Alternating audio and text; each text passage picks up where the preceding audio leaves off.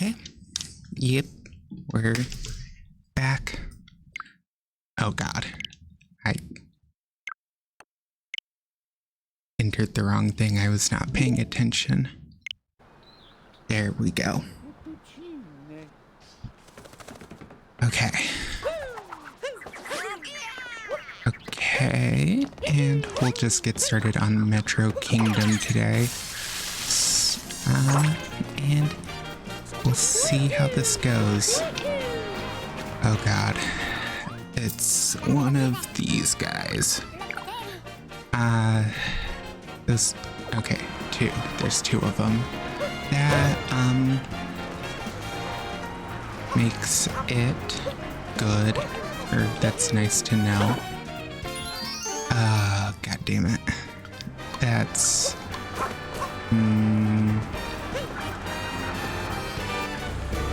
I can... No, that did not...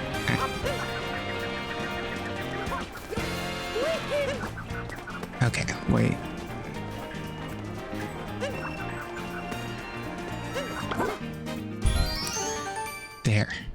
There we go.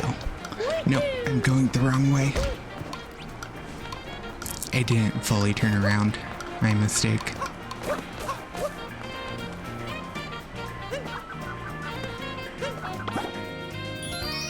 Okay. Now I got this.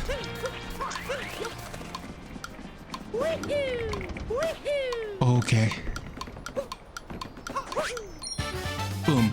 Easy.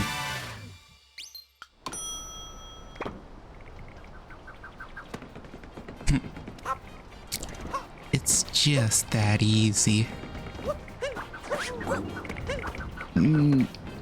Okay, made it. That was a little scary. I was very not confident in my ability to make that. But you know, it works. If it works, it works, I guess. And I already hacked that. I really should get a spreadsheet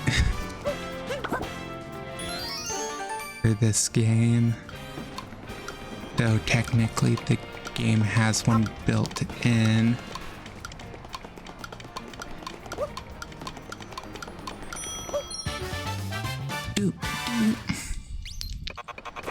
Nope. Okay.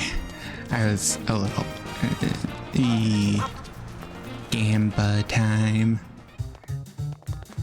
Gamba.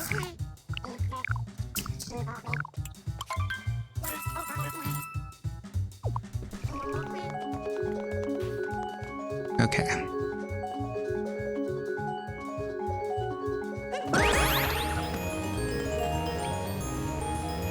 Okay.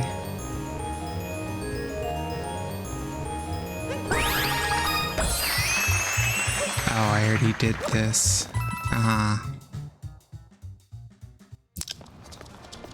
Well, I think I got my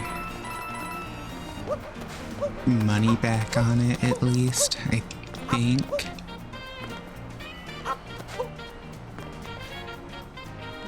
Okay.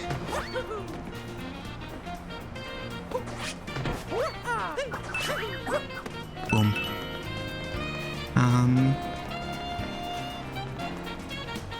May have to cut the stream short if my internet decides to kill itself midstream for no reason, which it was not doing earlier.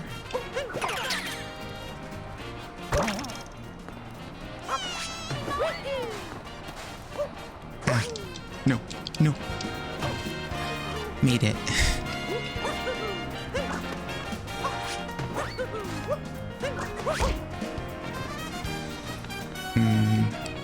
I have to use the stupid thingies. Wah. Wah. Wah.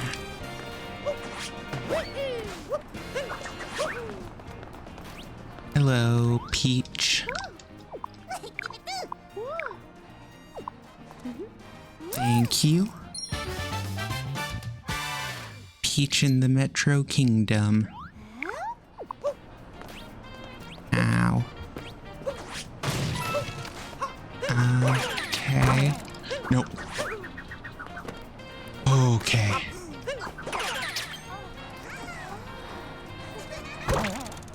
We'll make this work. Okay, so I can ground pound, jump. Oh, that is way too high to...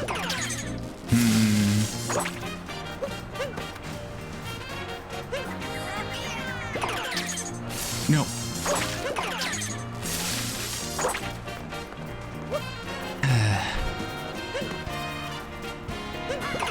Up throw. There we go.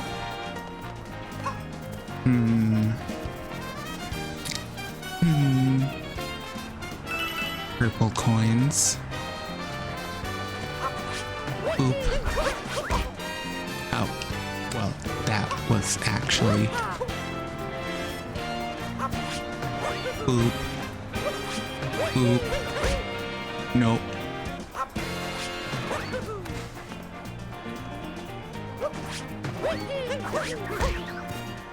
Hey, made it.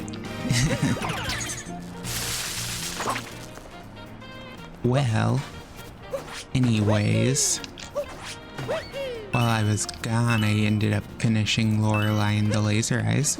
That was a very fun game. Okay. Otherwise, didn't do much. This was kind of busy for a bit. Crossing lines. Boop. Boop. Boop.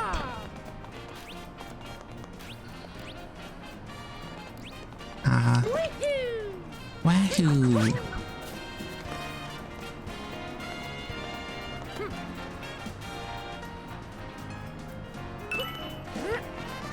Okay. Nope. No. It's fine. We don't have to do everything right away. It's just annoying. I'm pretty sure I already have both.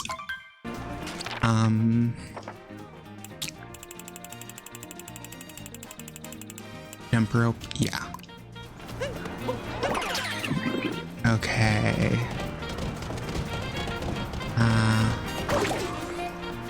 As if I remember right, it's oop. Come on. Move. Okay, whatever. I'll go the other way. Okay. Come on. Capture. There. Stupid letters.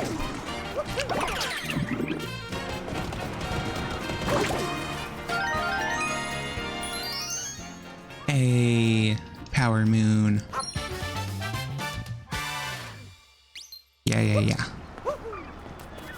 Hello, Takatu.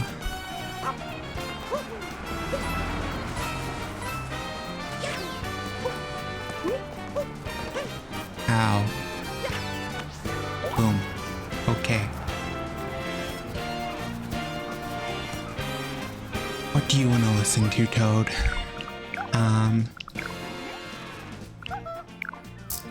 Revving a tiny engine. Okay.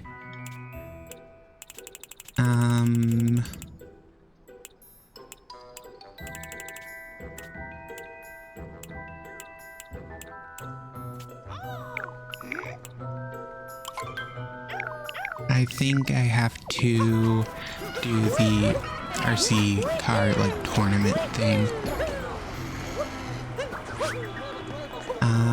Do. Okay, so we can enter which means I can capture him and do this. If I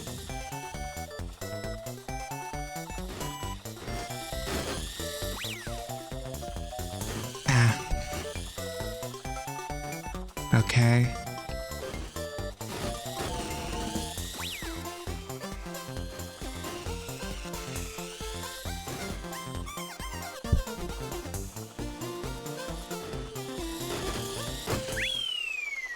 Okay, I don't think that's enough.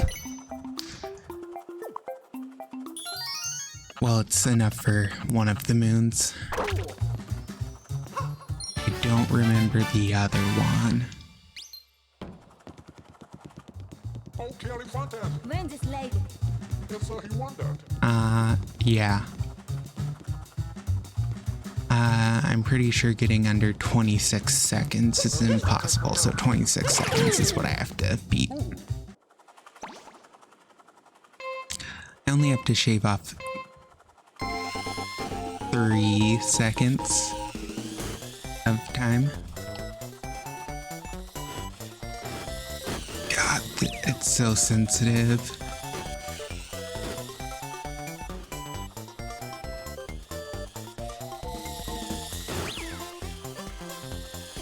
And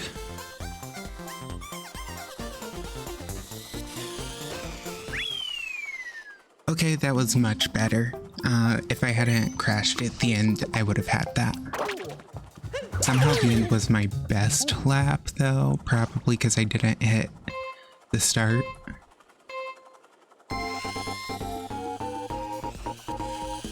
Yeah, because I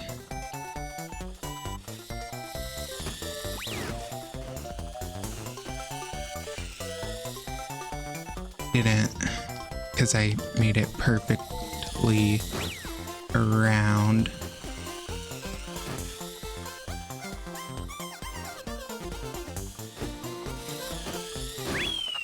That was worse. That was so much worse. Yeah. I think I can uncapture mid-race if I think it's gonna be bad, but I'll test it if this goes bad. Yeah, I can. Okay, we got this.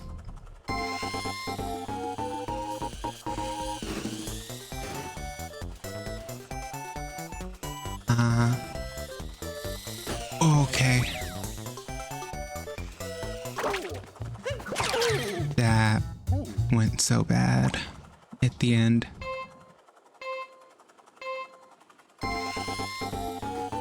Okay.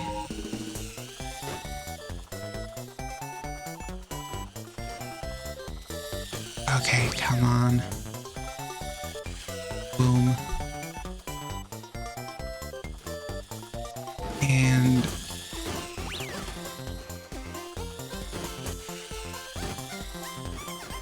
okay.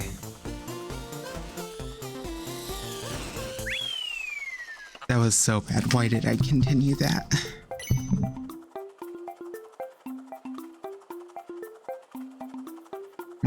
Give me a second.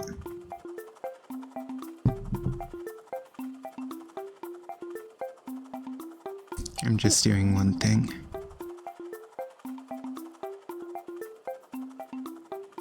Cool. Okay, there we go. Okay.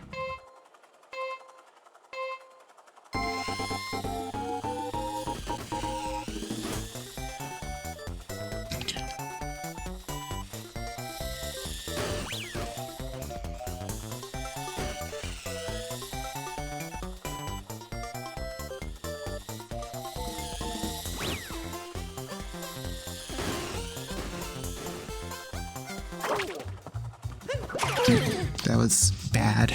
That was very bad. First lap was really rough. I need to get better at the start. If I can do the start a lot better, that'll help. Like that.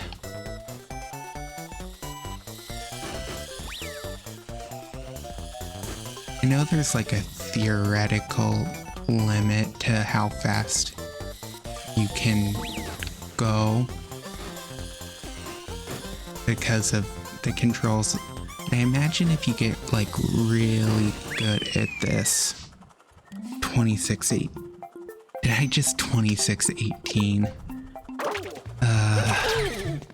Guess I was a little faster than my previous best.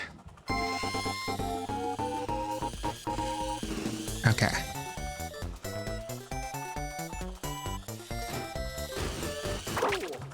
That was rough. That was way too rough. Way too rough. Cool.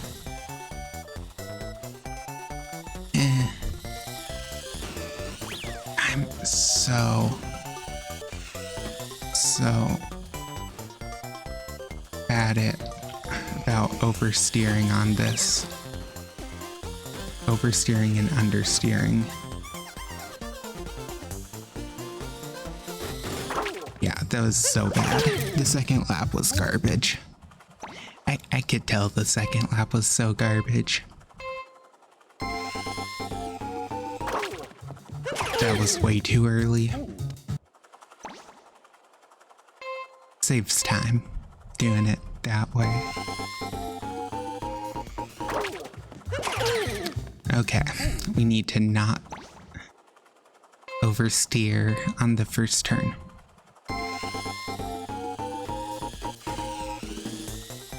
Okay. Okay. Okay.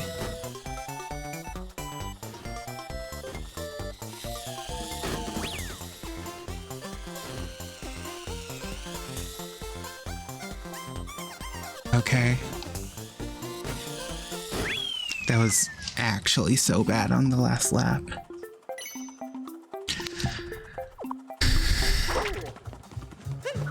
To get under 26 seconds, you basically have to sub 9 second every lap, which is not impossible, it's just not easy.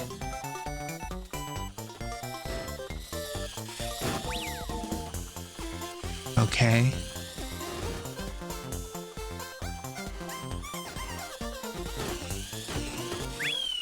That was so bad. If I hadn't hit the wall so much at the end there, I had that. Yeah, but as you can see, like I had under 8 on 2 laps.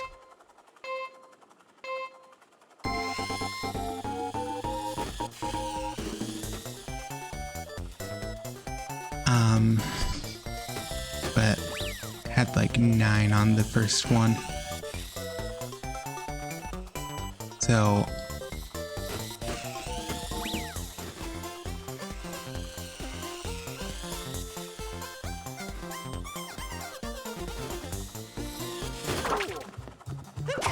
that was not gonna make it, I could tell. So let's try this again, because that was so bad. That was actually so bad. Racing is hard when you have to control from overhead. I messed that up so bad. You know, just getting back used to the RC car controls. Oh god. Okay. Come on. Okay.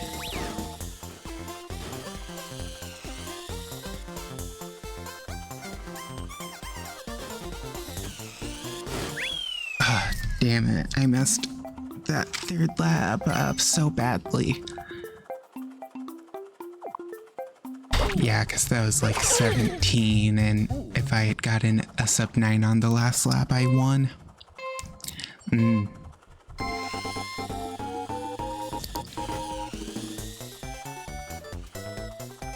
Okay.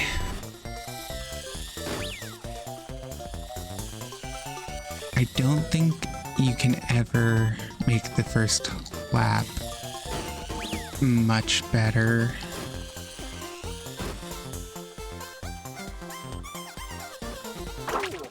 That was so bad on the third lap. That third lap was not even like... It was so bad. It was so bad.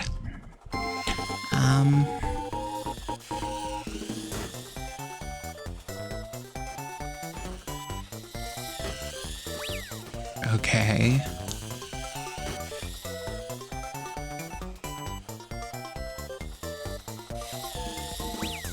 Okay. Come on.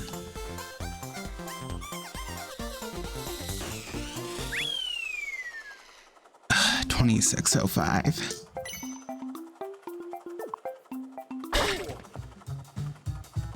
Well, just one take from now. Okay. We can do this. Focus up. Hit no walls. Well, it's already out of the question.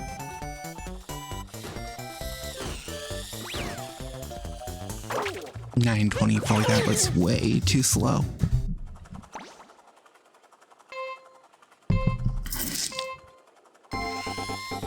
Okay.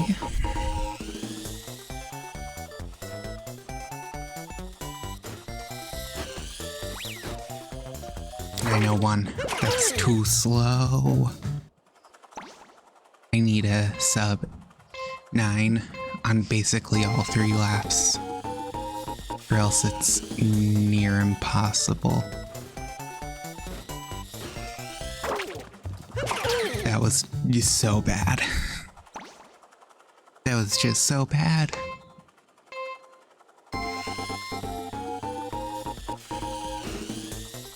Okay.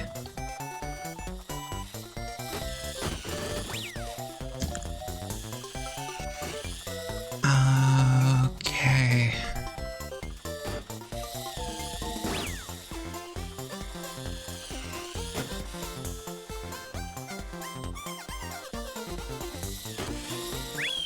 Okay, that was so bad.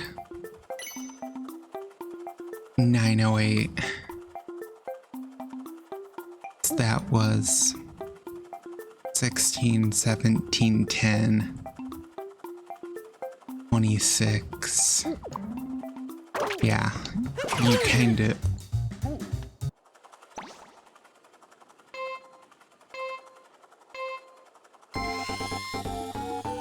You have to get like two very... You have to get two good time, or two really good times, and then one decent time to be able to do this. And being over 9 seconds is, well, not gonna cut it most of the time. Unless I were to get like a sub 8-second lap, which is not something I think I could do without extensive practice.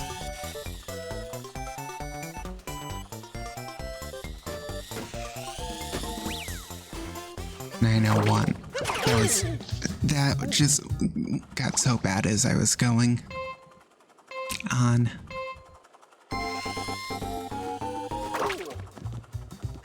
Hitting the edge on that first turn on the first lap really kills you. So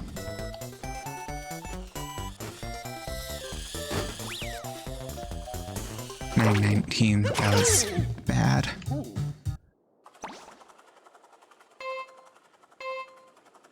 Okay, let's see if I got this.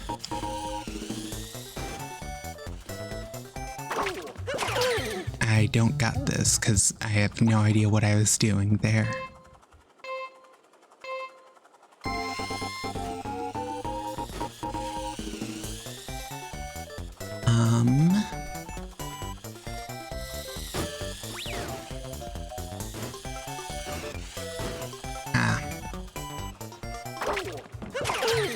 That was going so bad.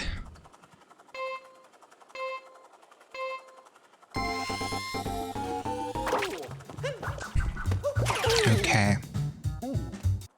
Come on.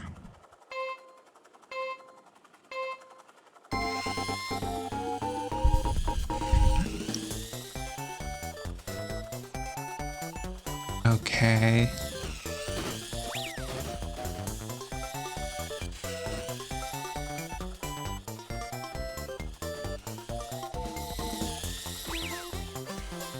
Okay. I did not mean to do that.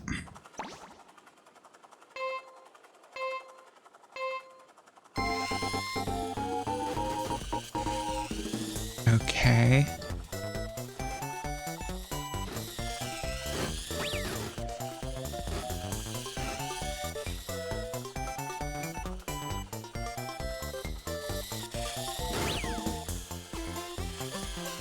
Okay.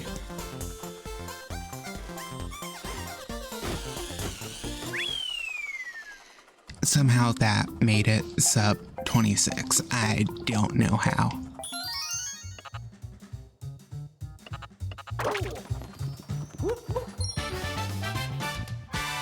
Okay. And just one take from now. Good enough, I guess.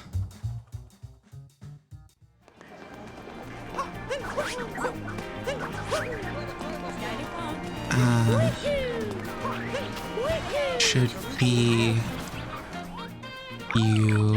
I have to have yours.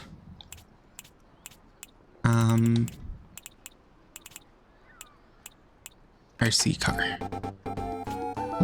There.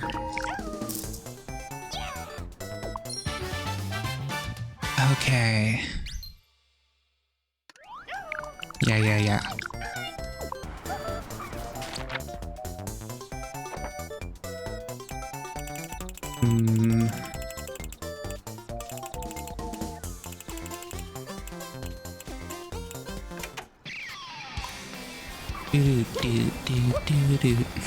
Okay, well, all we have to do now is get this seed.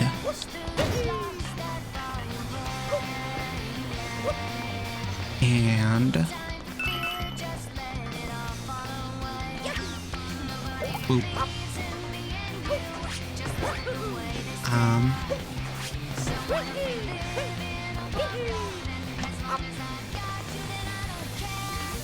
Don't know if I grabbed this.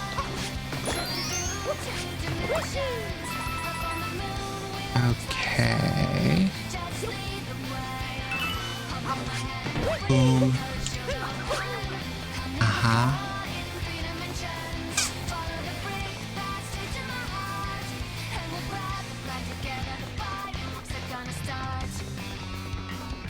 Is there anything? Nope, there's not. Okay.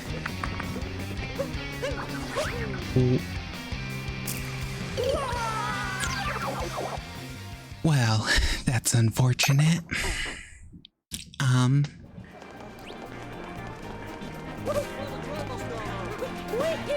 Okay,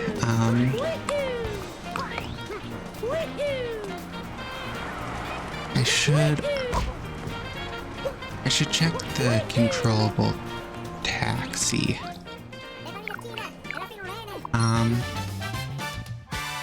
Hide and seek in the city. There's one. Nope. Come on. Boop.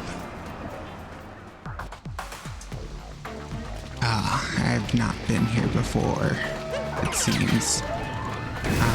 Boom. Boop. I have... This doesn't count as a sub area.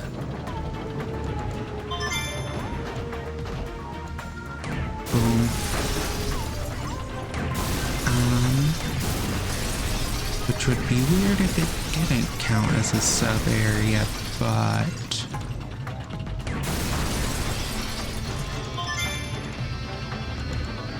no, I definitely haven't been here because the moon shards would be grayed out. I just remembered that they do gray out.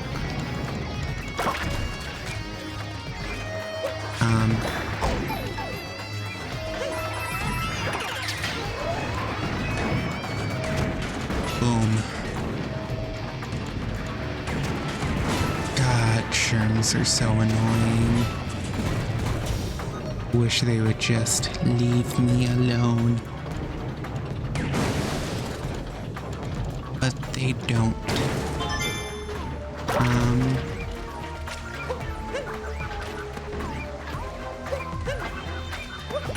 Wait, I can just, yeah.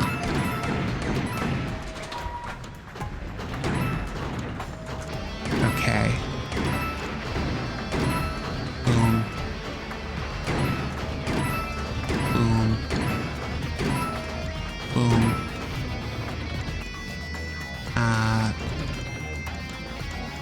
Why did I come over here even?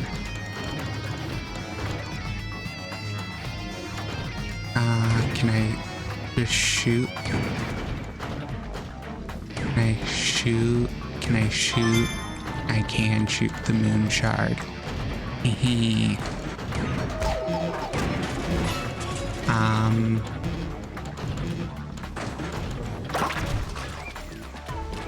Pretty. Okay. Well, I thought the last moon shard was somewhere over there. It's not, which means it's probably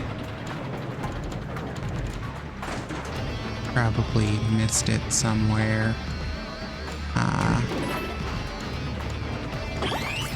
Boom. I got the one that was in the taxi. Got the one you're supposed to get from like shooting over.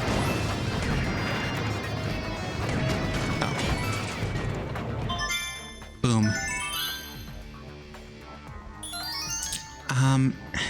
I seriously do not know where there would be a secret moon, or I'm pretty sure like every sub area has 2 moons, but I do not know where a second one would go in here. And I think I will just leave and come back to see. I don't know. That sounds like a better plan than wasting a ton of time searching if there happens to not be.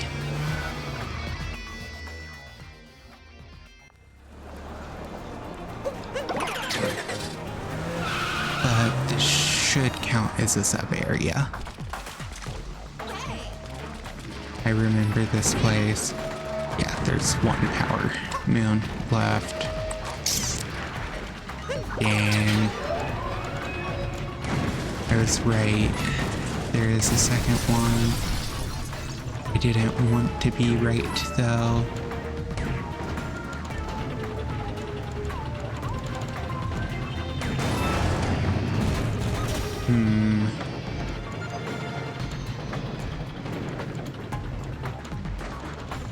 Okay. There was nothing in the starting area that was...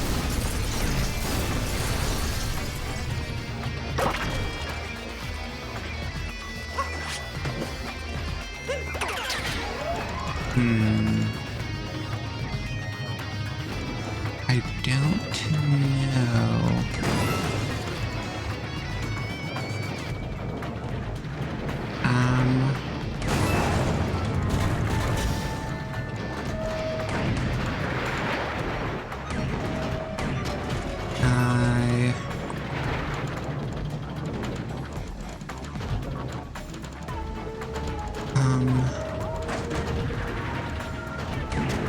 Okay. I'm very, very confused. confused.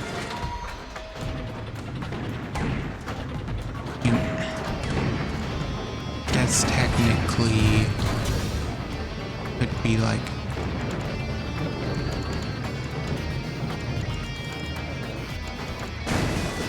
on that roof.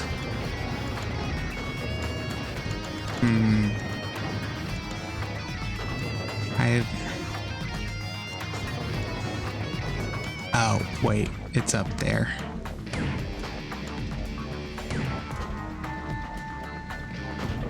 Okay. There we go. It'll land on the other roof, yeah. And then you're technically supposed to use the shroom to... No. You're supposed to use the shroom to create that platform with the hidden blocks, but I want to do it my way because it's more fun my way. Nope.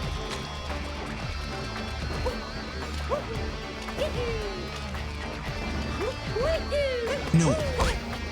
Okay. Maybe we should stop trying to go for cool movement when I'm not that great at it. Oop. Well.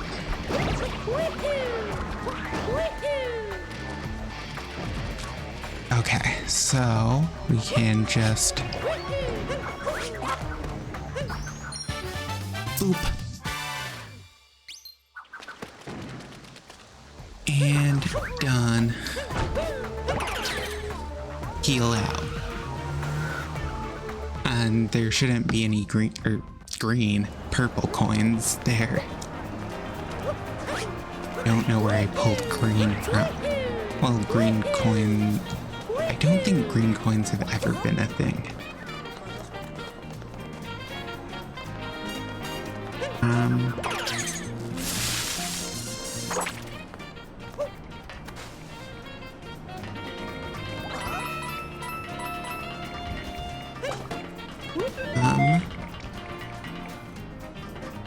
I did not know it made that sound.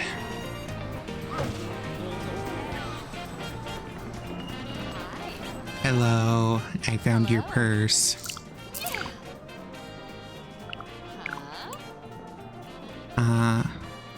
Sounds fun. Fantastic.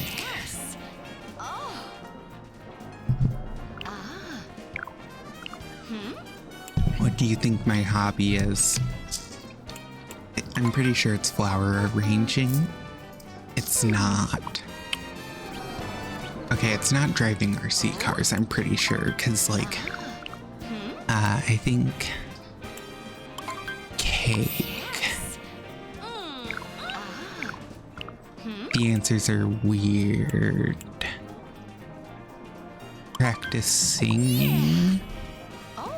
She's a singer for some reason.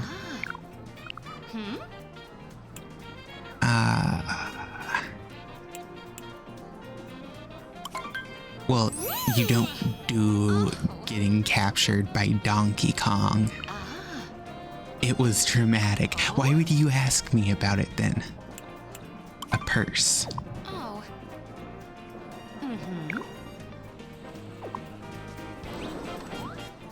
I guess it's her hat.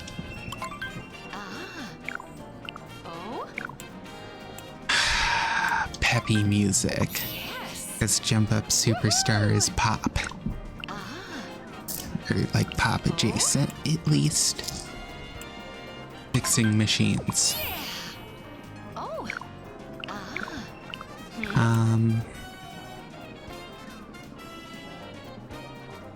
I don't know. Seaside? My bad. Hello. Okay, how's it? Okay, the options for where you want a vacation are wooded, seaside, and I don't know, something. Leaf salad is a weird. Okay. Of course.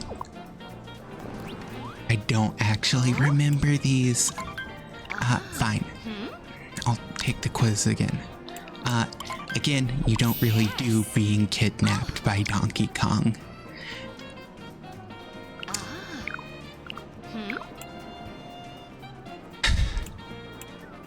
Okay. I don't think you vacationed to Cloud Kingdom. I don't think... What do you mean you want a vacation to Cloud Kingdom? What? Why would you want a vacation to a kingdom made of clouds? That's... Okay, going on walks. Because it's not driving RC cars, and it's not flower arranging. Fixing machines. You can't fix machines. On your days off, you practice singing because, I don't know, like singing is not your hobby. Peppy music because Jump Up Superstar is pop adjacent. Yeah. Okay. I did not know it's your birthday. Cool. Yes. Take it. Thank you. Nothing says knowing, your friend, like, failing their quiz about them like 10 times until you memorize the answers to the questions they're asking.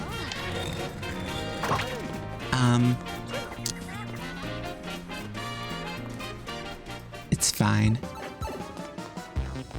I think I can do... Yes, I can do the last thing I need to do here now. Okay.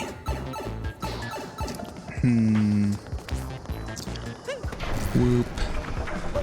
I should have planned that out a little more ahead of time, but you know, it's fine.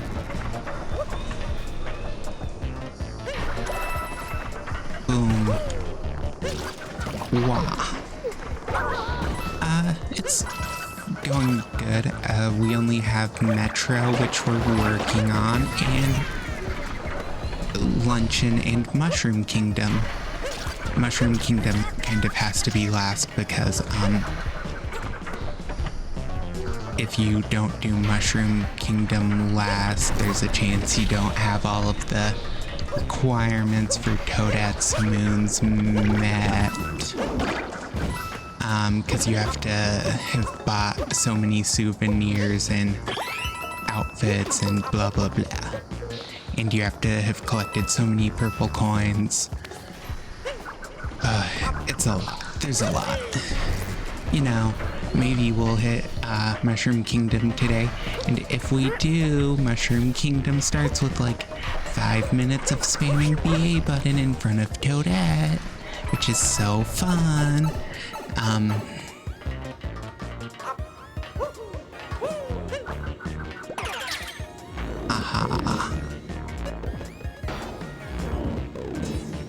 Okay. What? Okay. So, all we have to do is rotate this properly.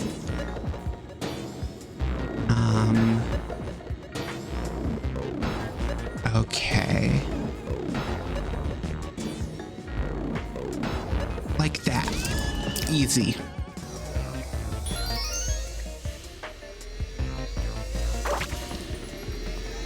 Boop. Powering up the power plant, because once you plug that in, I don't know, it fixes everything. You think it would be easier for someone else to do that? Like, it's... I don't know. It's like asking someone if they tried turning it off and on again. Used to have to do that. worked at a phone store. That job was garbage. Hated it. And not because people were like annoying or whatever, because it was a sales job. It was technically a sales job, which sales jobs, I've learned, suck. Because companies like you to do real shady things, at least in America, to make them money.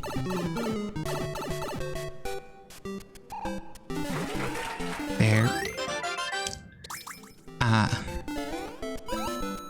Yeah, I do just have that 1-up placement memorized, because that's a 1-up normally in SM1. I could play I could play Mario Bros. 1 eventually on stream. I mean, I own it on Wii U and Switch, and I own the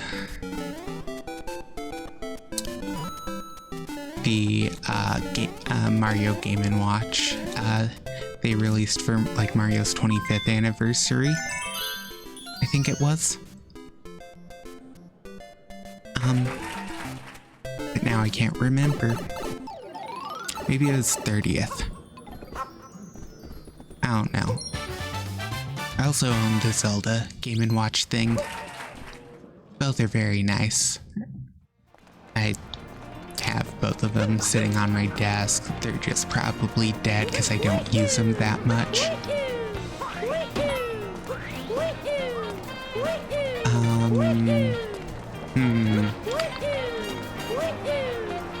Okay, there's a few. Oh, wait. I don't know if I have the clown costume. If I don't, I have to buy it, which is so stupid. Oh, this is the guy who says, I just want to die. He's one of the ones who does, like, I don't know.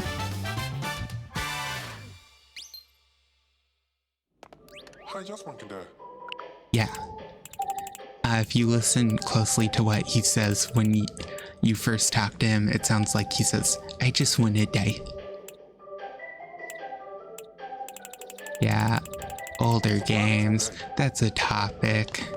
I do own the clown costume.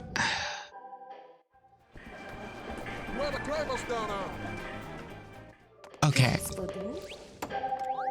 I plan to eventually, I need to technically finish the Battle Network games before I touch that, because by my rules of how I play games, I technically have to have finished Battle Network as a series first, because Star Force is technically a sequel to Battle Network, and there's like some references to Battle Network in Star Force.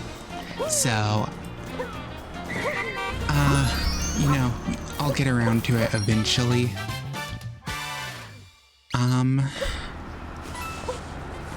I plan to play it, because I've heard, while I've heard like not amazing things about all of them, yeah, the Star Force games take place after the Battle Network games. It's why they have the same gameplay. I can't remember, like, exactly where it happens, but, like, there's a reference, and since they both have Mega Man EXE in it, that's, where, like, how you're supposed to be able to tell that they're, like, from the same, universe, I guess. I don't know. Mega Man is a confusing series. Thank you. Nope. There we go. But yeah, there's like, in one of of the games, there's a part that, like, in Star Force that references Battle Network, because, like, they take place in the same universe, and I think Star Force takes place years after Battle Network, and I think in one of the games, you literally can find, like, a site of, like, you can go to, like, you can go to a trash dump, and you can find, like, people's pet navies in there. And that's how they're supposed to be connected. I don't know.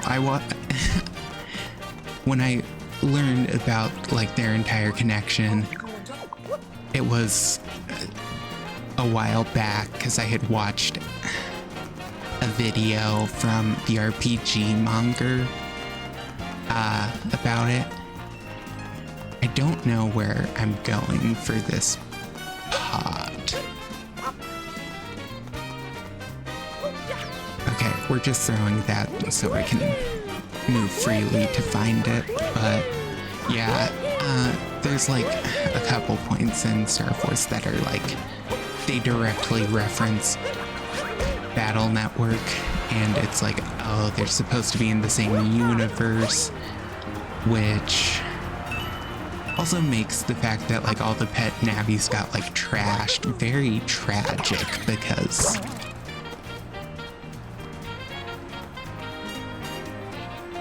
I mean,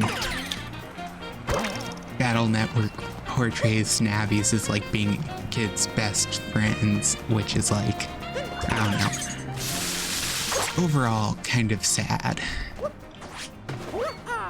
what ends up happening by the time of Star Force. But yeah, they're connected. And then there's, like, some weirdness with the two different versions, because I think, if I remember right, there's two different versions of all the Star Force games, because there's two different versions of multiple of the Battle Network games, and depending on which version you play, you get a different ending.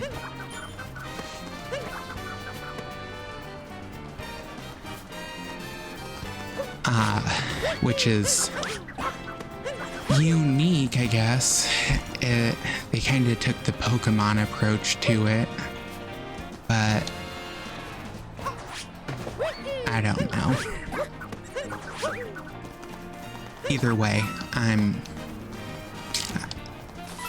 kind of intending to play Battle Network first, because since they take place in the same universe, it helps, but also it kind of doesn't really matter. It's just personal preference also, because they're technically connected. That's my thing.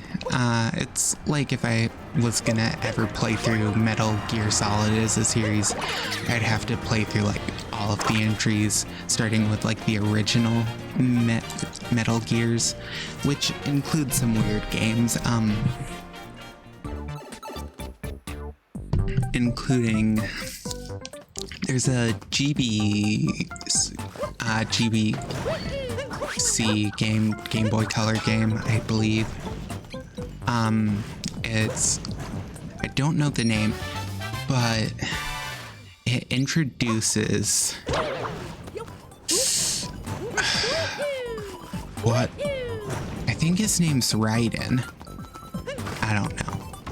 I'm just very much play in chronological order, because I saw a video by a content creator I like a while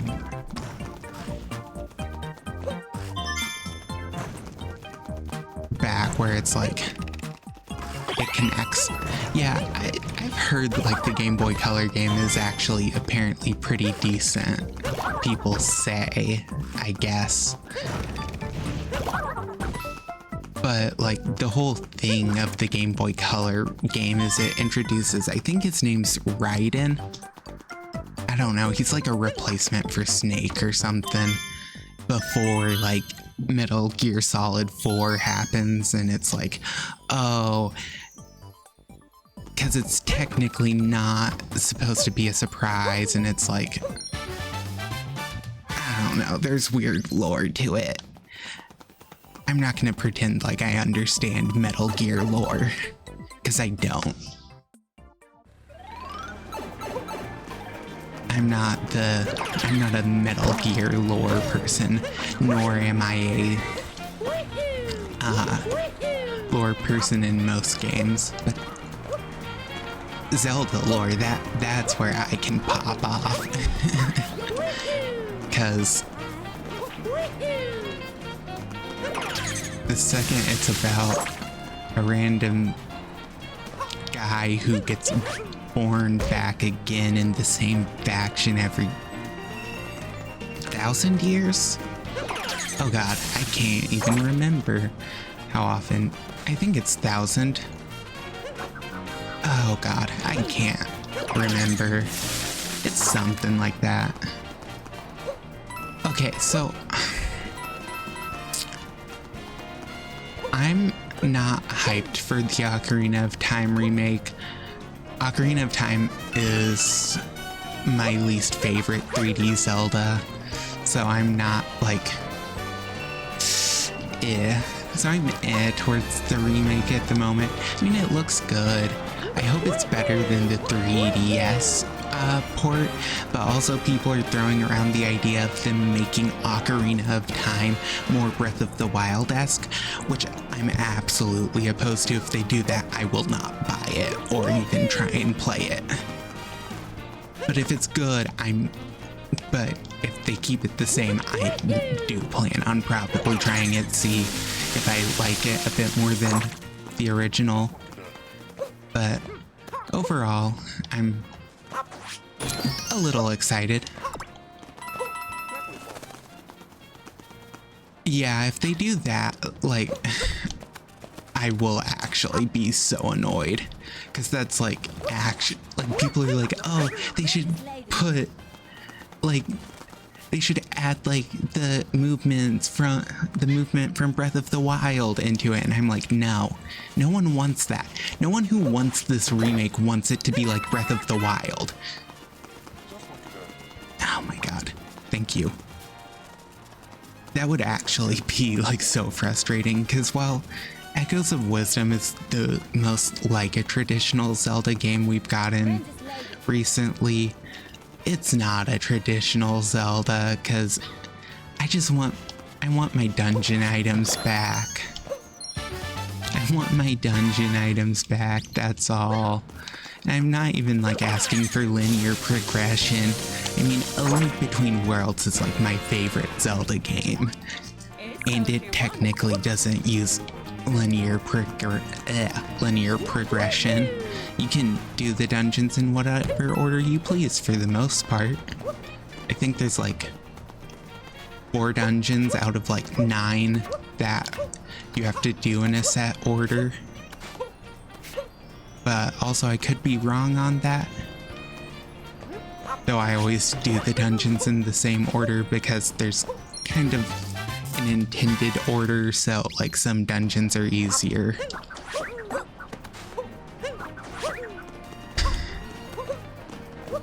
Where is the stupid last pot for that plant?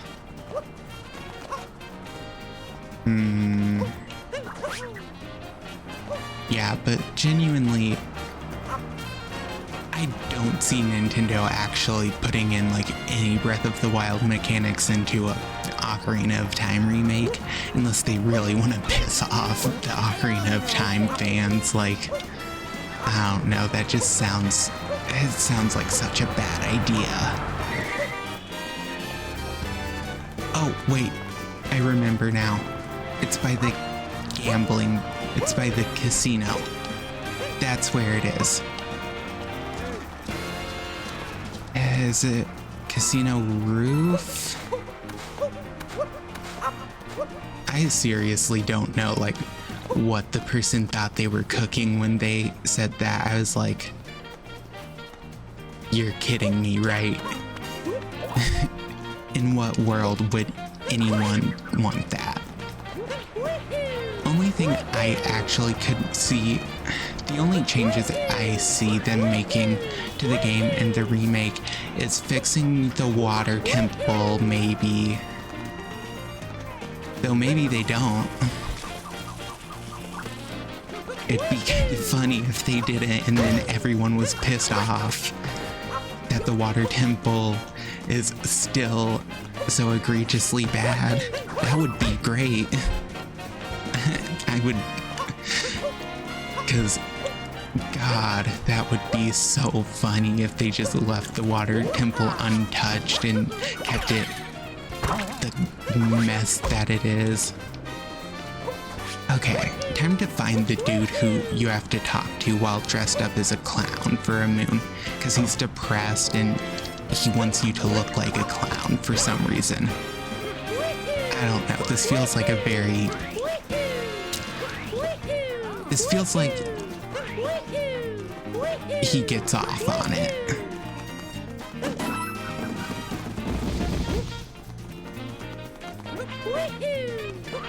Okay. Hello, sir. But wait, you're a clown. Ha ha ha. Hilarious.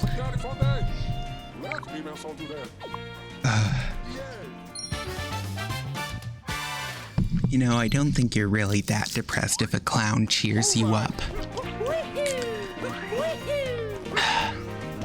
Anyways, I do know a good bit about the Zelda timeline by memory, because for some reason that's a thing I decided to learn when I was younger, because why do anything else when I can sit down and watch 3-hour videos fully breaking down the Zelda timeline in every game and its placement? Like, what else am I gonna do? Do my homework? I probably should have done my homework instead of watching that. Like, yeah, but seriously, I don't even have like the placements memorized. I just know which games connect to which vaguely, because Minish Cap connects to Four Swords and Four Swords Adventure, which are different games, but you can't really find them separately, because to find them separately is near impossible, because Four Swords apparently has like no online record, and anytime you even type like Zelda Four Swords into like Google, it just comes up Four Swords Adventures, and it's like, no, there's a different game with the Four Swords name. Anyways, that's my rant on Google being garbage.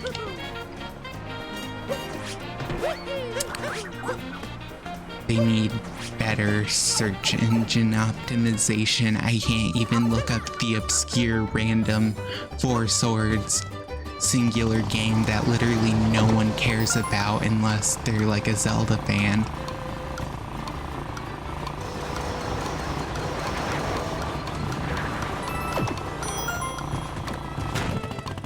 Honestly, how am I supposed to live in a world where I can't look up some obscure Zelda game and get the results? Honestly, it is kind of impressive that Four Swords has been buried out of like being like searchable, because that's very funny, because not even Evo Search for Eden has hit that, and that's a much more obscure game. Most people have never even heard of Evo Search for Eden, because, well, it was a SNES game that was kind of just an RPG, but you're an animal. It is very cool. Evo Search for Eden, very cool game. So what you do in Evo Search for Eden is you start, it's kind of like Spore. It's like Spore, but if like Spore was good. Well, I shouldn't say if Spore was good, because I do like Spore a decent bit. It's like Spore if Spore was better. So you start as a small fish in Evo Search for Eden, and then you go around eating smaller fish, and your job is to evolve different attributes to help you survive better and fight other animals. It's really good. I want to see while I die if I can pull up something, a picture of it. Evo Search for Eden.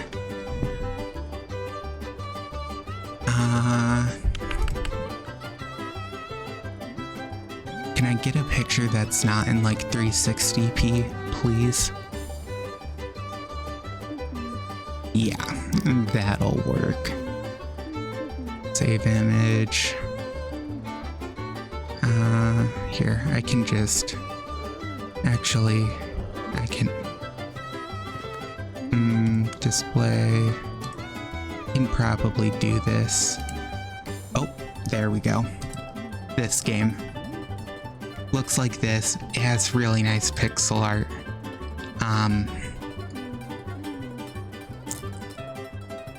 It's very nice. But overall, it's really fun. You can evolve into a lot of various things in it. So if you do the right combinations in the game, you can evolve into a dragon, a human. Yeah, I know that's kind of random that, like, you can become a human, but you can also become a dragon. There's also Yetis for some reason in the game. I don't know why they're there in a game about evolution. Nope. No.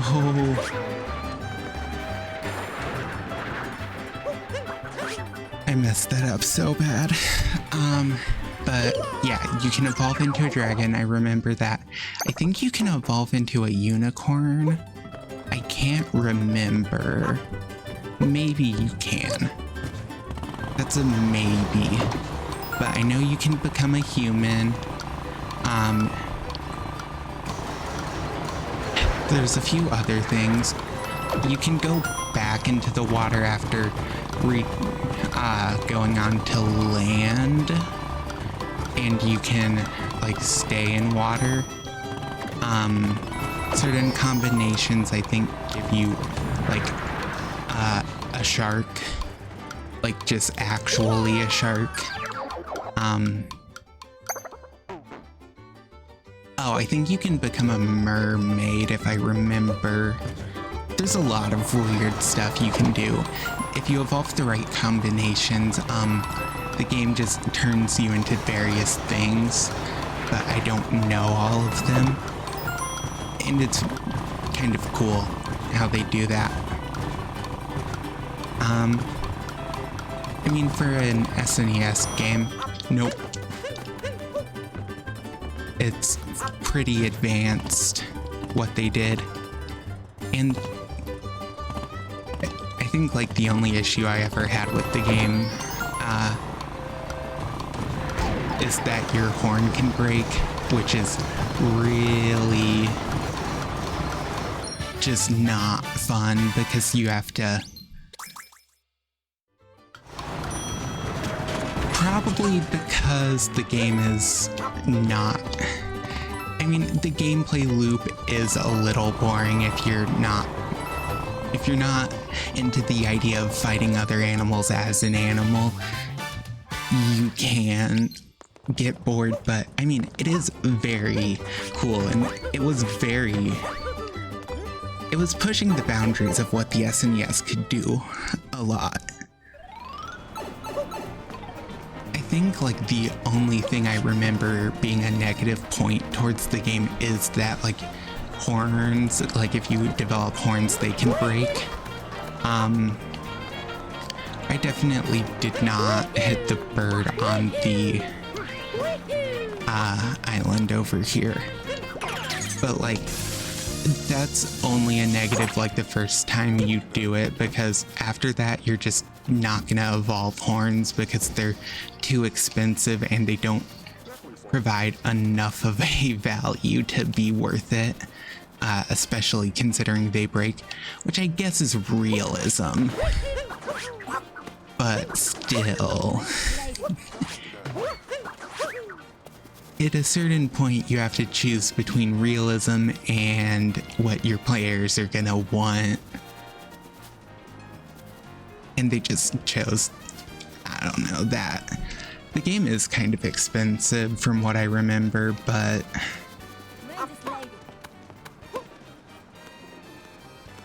it's not even like that expensive unless its stocks went up.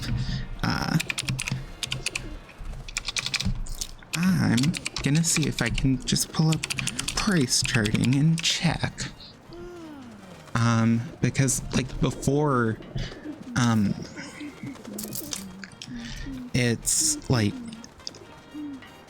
a loose copy was like upwards of $200, but you could get like in-box copies for like $300 to $400, which is honestly not terrible for an SNES game.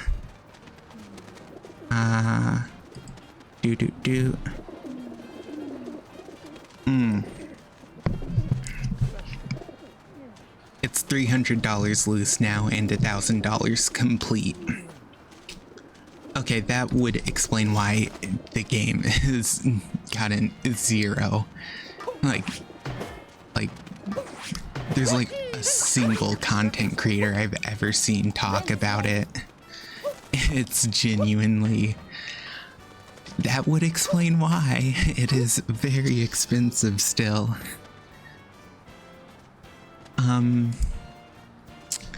It's only a little, like $180 more expensive than Pokemon Coliseum was going for about like 2 years ago. Coliseum probably actually goes for like only 100, maybe like 50 less than that now. Man, Pokemon XD might be up to $300 on average.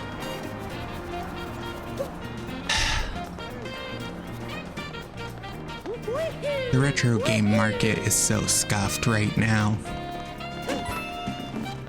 And it's partially because like people are using retro games to like invest in, and the second someone says they're investing into something, I hate them. Like if it's something people do as a hobby, if you say you're investing into it, no, leave. Get out of here. You don't get to steal people's hobbies for your side hustle because you want to make money. It does. It has like this very like, because it's also the crypto bros who do that stuff, who are like, yes, I'm gonna invest into Pokemon cards. It's like that in Logan Paul viewers. I have no problem bashing Logan Paul. He is a fake fan of so much. Literally, he got into One Piece the One Piece TCG only when it was getting popular, claimed he was a huge fan of One Piece, and then immediately dumped it once like it stopped making money. Like, then he did the same thing with Yu-Gi-Oh! He tried to do the same thing with Yu-Gi-Oh! I should say, actually. Because fun fact about Yu-Gi-Oh! If you buy a Legend of Blue Eyes booster box like he did, you're not getting your money back. Ever. Like, I genuinely have no idea. why he thought that was a good idea. How do you go into first person?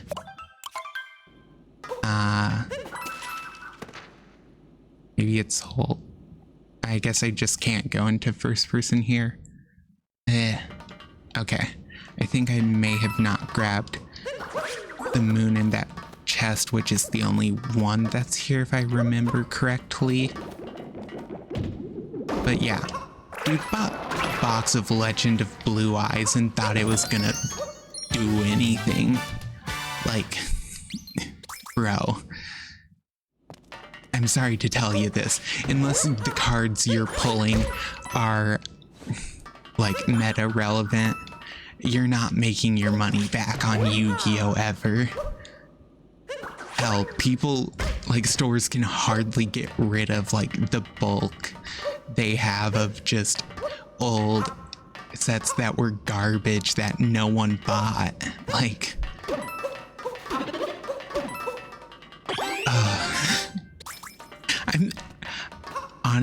I'm so glad people tried to scalp Yu-Gi-Oh! Because they got burned so hard by Yu-Gi-Oh! And I hope they never try and come back to Yu-Gi-Oh! Ever again. Because honestly, they deserve to lose money. I hate scalpers. But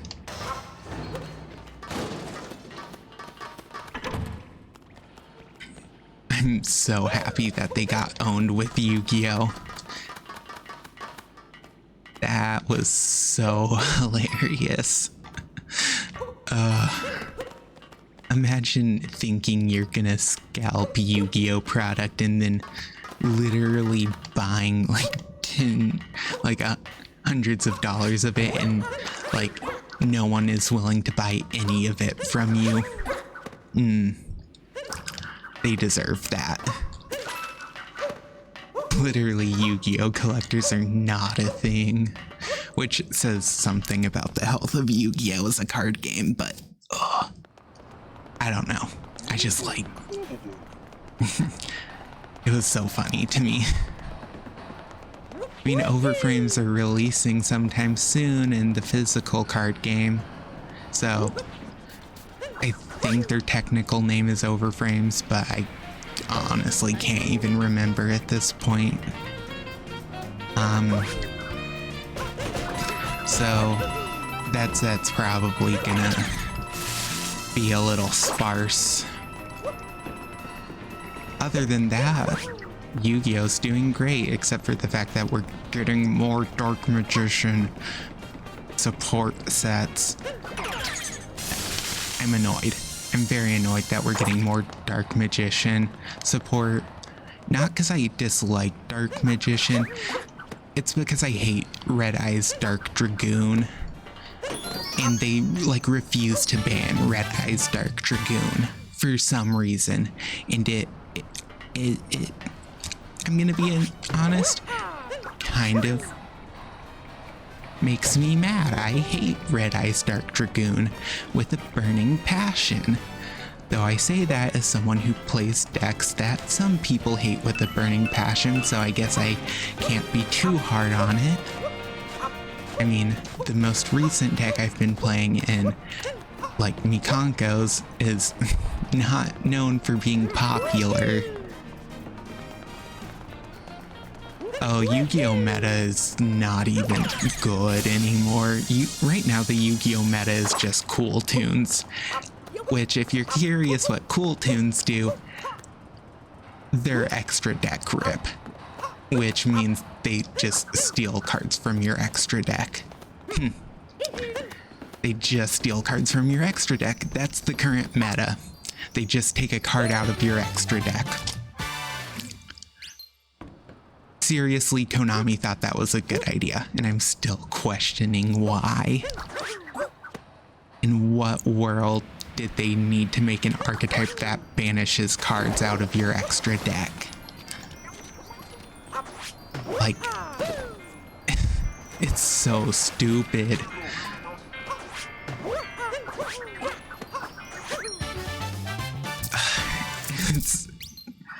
I can't even be mad at it, like, because it actually does not do much against my deck that I play, because my deck doesn't need the extra deck really, but I'm still allowed to be mad at it because it's like a bad design choice, honestly. I love this part in Switch games where I get to feel the controller vibrate. It's such good content. There we go.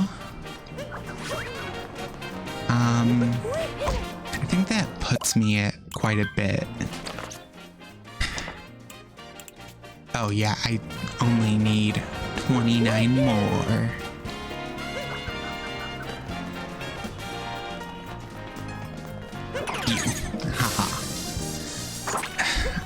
Like, genuinely though, I do wonder sometimes if Konami just makes decisions to piss off the player base.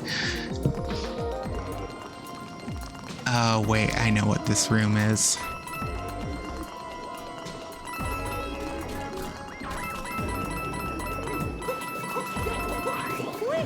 No!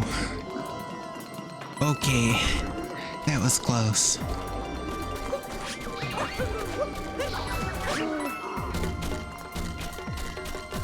Yeah. Ogres, or onis as I guess they would be called in Japan. Wait, I think I just... Yeah, okay, good. They respawn. I was like, did I just trap myself like an idiot?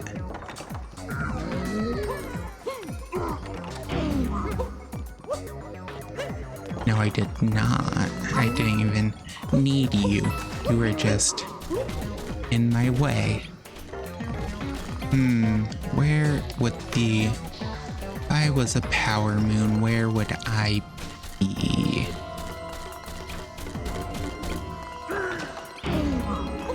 Apparently nowhere obvious.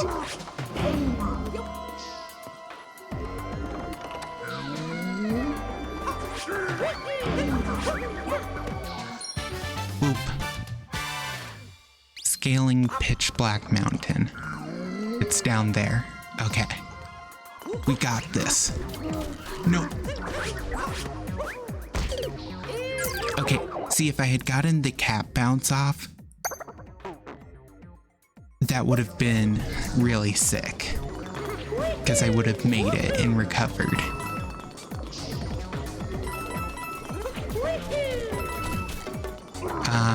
Excuse me.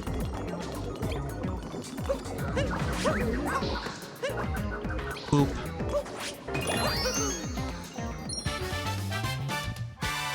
Oh, yeah, there's hidden blocks there.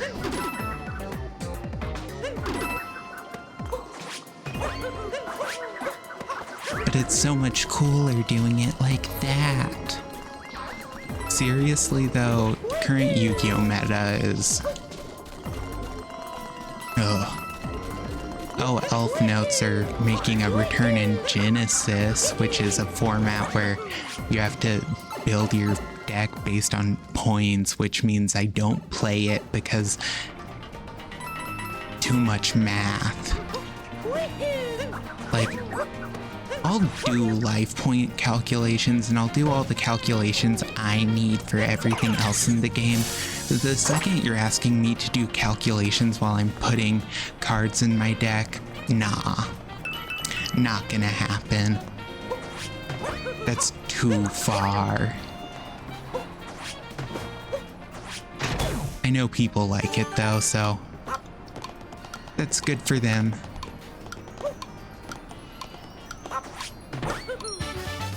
There we go.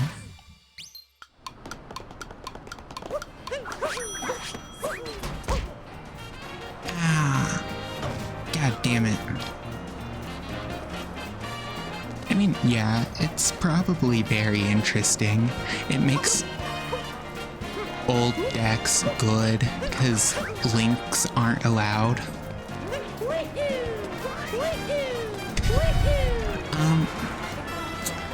I mean, overall, I've heard it's good, so I don't know. It only goes up through Xyz monsters, so pendulums and links aren't allowed, so, you know. If you hate pendulum monsters, you don't have to deal with those. I kind of like some pendulum monsters personally, but we keep that a secret because I'm not trying to get I'm really not trying to talk to that one person who will talk about how pendulums ruined the game of Yu-Gi-Oh! And it was perfect up until that point and blah blah blah.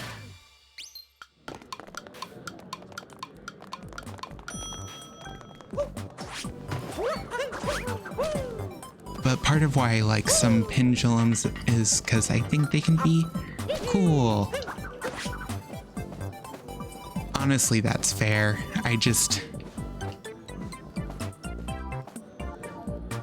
My issue with pendulums is Performapals and Odd Eyes. Currently, because last time I tried playing like Pendulum Magicians or Performapals or Odd Eyes, it just went horribly because they all have these extremely specific pendulum effects and their normal effects are useless, and it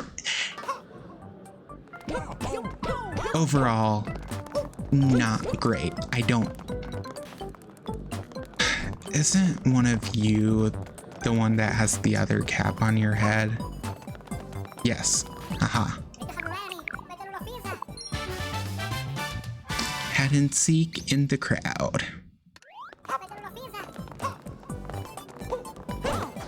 Personally, I like pendulums to be not overly complex. The concept of pendulums as a whole is really good, I will say. Arc 5, from like the couple episodes I watched, was a good anime. I need to watch more of it eventually. Though before I get to there, I still need to finish 5Ds. And then Zexel.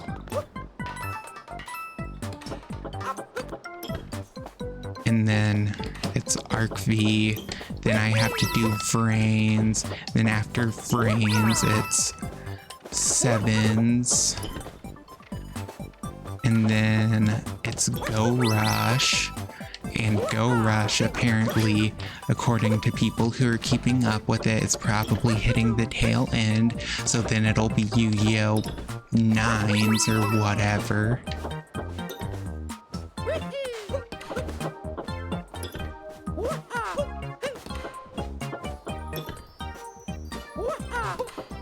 And it'll probably be another Rush Duel, or not Rush Duel. Is it Rush Duels? I don't know. It's the Japanese only card game variant.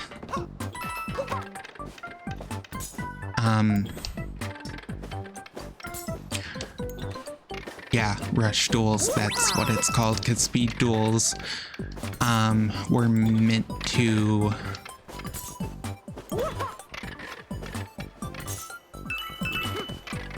Speed Duels were meant to fix Yu-Gi-Oh!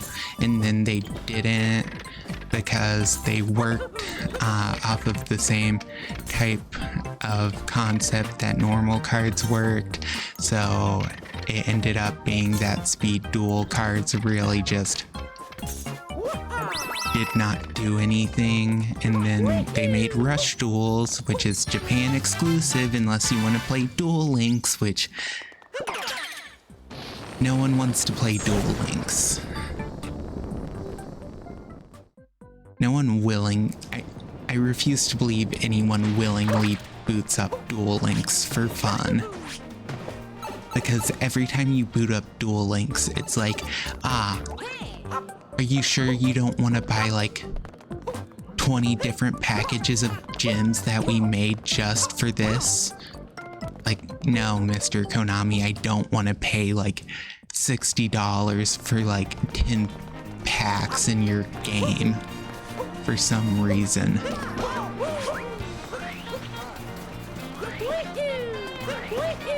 Duel Links is a thing that exists.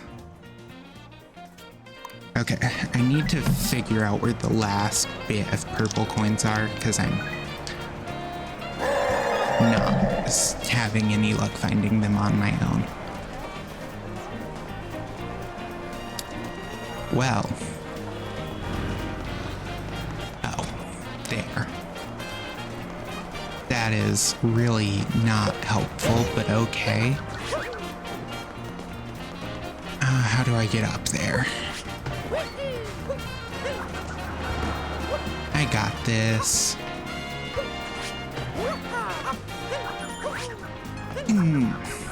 Gosh dang it.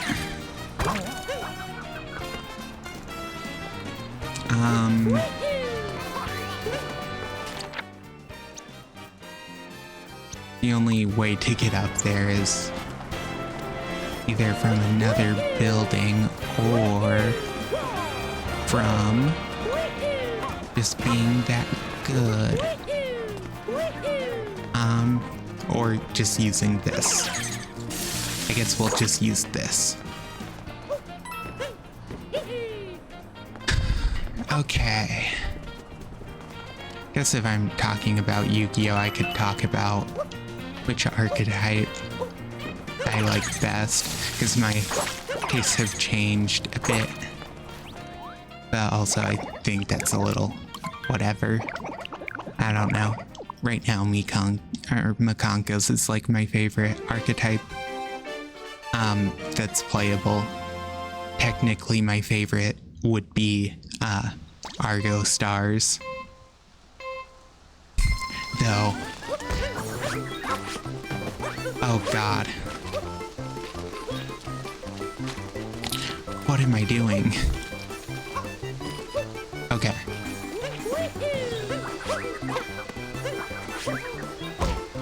No, I bonked. I bonked so hard. No.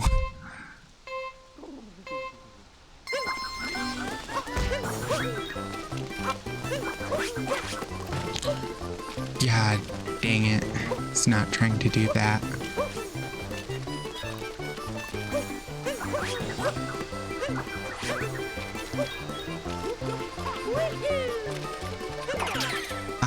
Over here. No. Oh my god. But as I was saying, yeah, I like the archetypes that would normally get me labeled not a true Yu-Gi-Oh fan because they have anime girls on the card art instead of whatever the hell Summoned Skull is. I don't know. Summoned Skull is a thing that exists and people act like it's the best card design ever, and I'm like, I don't know, buddy. That's a little much. Summoned Skull isn't even that good looking.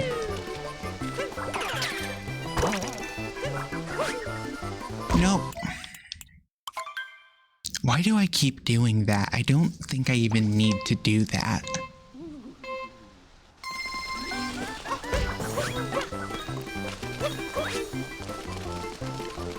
Wow. Okay. I could have made that probably, but it was not worth it. In other news, I recently learned there's 5 God's Not Dead movies, which is surprising, considering the first one sucked. I have seen the first one. It genuinely was not good. Literally the whole movie builds up to like first of all, the whole movie is based on the idea that this one I think it was a philosophy professor, makes his students renounce their religion to take his class for literally no reason. And then the movie goes on from there, and then in the end, that same professor gets in a car crash and dies. And it really feels like the implication is he died because he was an atheist, which is like, okay. That's a message, I guess.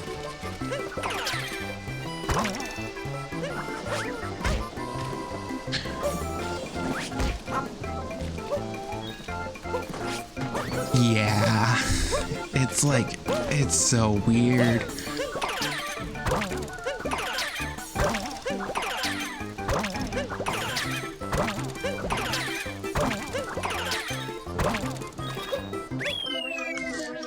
Damn. I messed that up very bad. Hello. Yeah, oh, also, one thing I forgot about the first God's Not Dead movie. It has a cameo from one of the people from Duck Dynasty, which if you've never heard of Duck Dynasty, it's basically reality TV, but if instead of relationship drama, it was family drama of people hunting ducks. I'm not joking. They have like this duck hunting empire, I guess. I don't remember. A dynasty, you could even call it. It's so dumb. It's reality TV slop, but like for people who like hunting. I seriously don't think I've ever met someone else besides like outside of my family who knows what Duck Dynasty is. Like, I genuinely cannot tell if Duck Dynasty had an audience.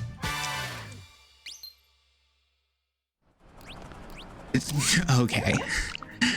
Yeah. Duck Dynasty, I don't know what Duck Dynasty was. It was a thing. Duck Dynasty was a thing that existed, and for some reason, a Christian movie with heavy-handed morals thought that was a good cameo for them. I don't know.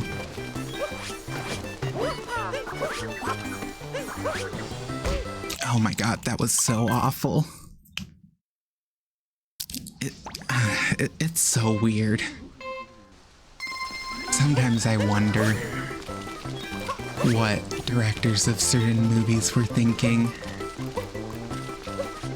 I mean, there's that, and then there's Morbius, which is like infamously bad.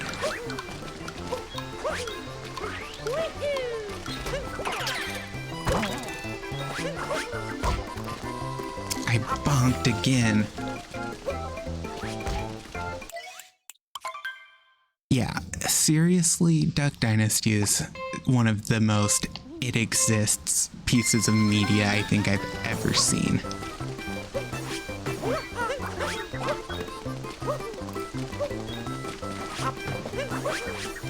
God dang it. So, that doesn't necessarily make it bad, because there's a lot of obscure media that is good. It just so happens that it's bad, along with being obscure. Or it's semi-obscure, I guess, I don't know. On a different topic, though. Speaking of obscure media, I've apparently watched one of like the most obscure anime that I've ever seen, because it has genuinely the lowest amount of people who have rated it on like my anime list. And that anime is After School Dice Club. It's actually good. I would recommend it.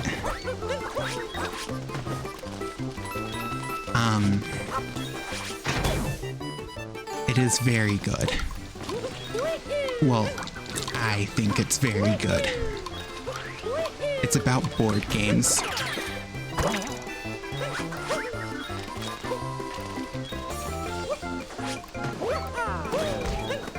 I can't triple jump. I don't know how to triple jump. I've never learned how. But yeah, After School Dice Club. It's about board games. It's really good. Really deserves more of an audience than it has. Nope. Okay.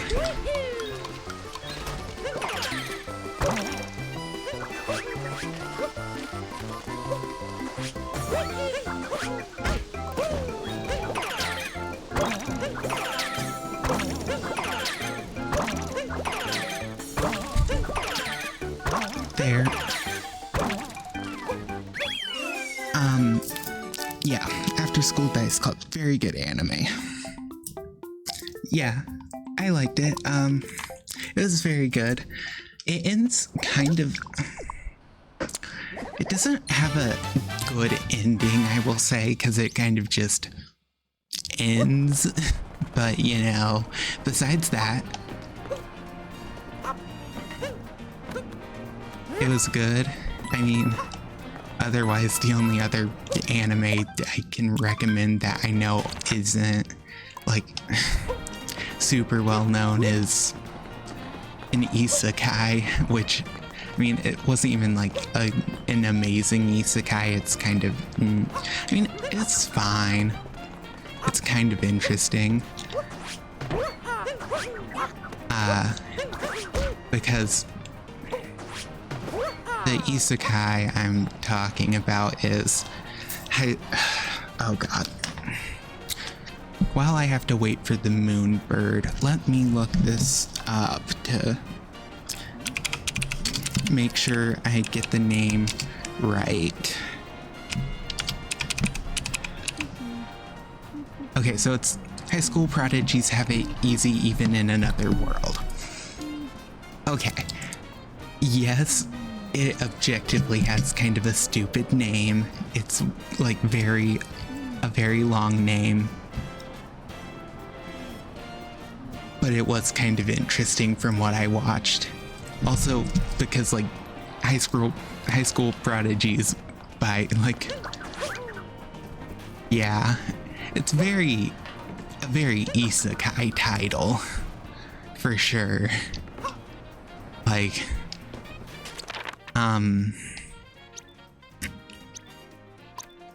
it's not hard to tell that it's an isekai, but was kind of interesting because high school prodigies, they don't mean like, oh, someone good at math or something. No, they mean someone who is good at politics and someone who is a like master swordsman. It's so stupid, but it's kind of funny and good. I think if you just accept that in this world, high school prodigies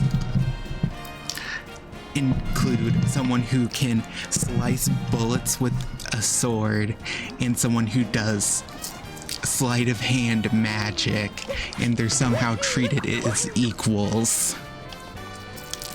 I mean, it's kind of great. You just have to accept that apparently doing magic with quotation marks, where it's really just sleight of hand.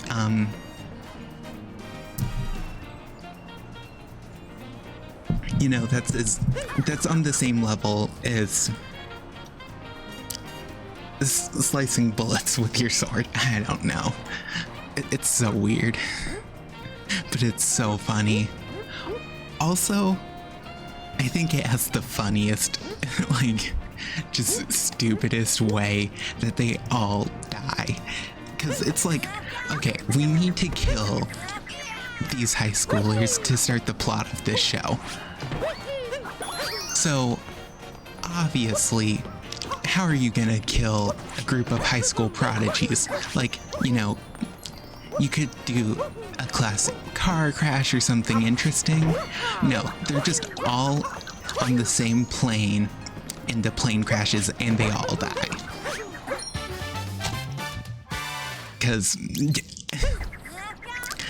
yeah, I guess. Sure. That, I mean, as long as I'm remembering right, that's like kind of exactly how it goes. They're just like, hey, here are these high school prodigies. These are the main characters. And now they're dead in a plane crash. I don't know. It's kind of dumb, but God, is it funny to me. It's just so funny. I think sometimes an anime can get away with being kind of bad if it's just got a really stupid premise. At least some shows I've watched have been able to do that. And then there have been some shows with a premise that sounds kind of weird but ended up being great. Like Licorice Recoil, that show was very good. Almost had me crying near the end. No, god dang it. I hate these stupid scooter parking moons. Because there's no way to back up, and you kind of just either have to... very fun scooter gameplay. Though, considering my favorite anime is Oshinoko, I think I can't really say weird concepts are anything foreign to me, because Oshinoko has a weird plot, kind of. There we go. Yeah, I wonder why I'm the first one to park my scooter here. You ever think about why that is, dude?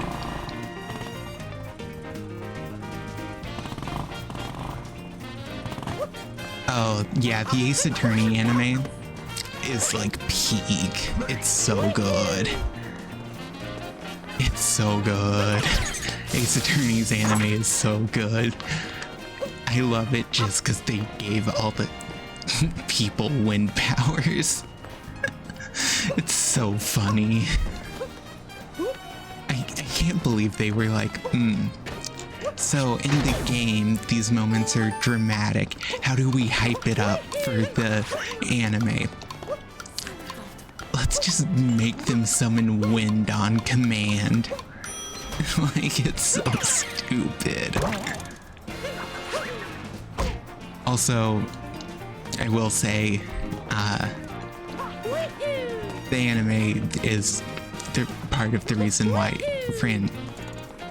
oh god, how do I say her name? Her name is very German. It's very German, and I'm not. I know no German. It's like it's like Frances. I don't even remember how it's spelled. It's like it's Francesca? Yeah. Whip Girl. The very, very, very German name that I am not able to say. Though I say that, but I can say Edelgard von Hresbelg fine, because apparently being a Fire Emblem fan means I can say that fine. Yeah, but I like her a lot. She's one of my favorite characters. Used to be more of a Miles person, but I kind of grew out of like my weird edgy phase that I used to have where I liked the edgiest characters in shows. She is a very fun character. I like her a lot. She also has a lot more depth than she lets on. Aha. Come on.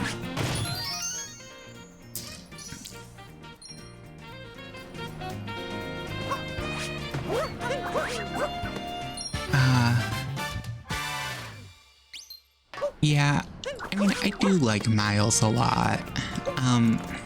I will say, I've seen a bit of the gameplay of the Ace Attorney Investigations series. I just have yet to play them, because I've yet to finish just the Ace Attorney main 3 games, which then after that I have to play Investigations, and then if I remember, like, because I typically go in order of release instead of chronological order, because if you go in chronological order for games, it can get really fuzzy on how stuff goes, because like there's some weird stuff.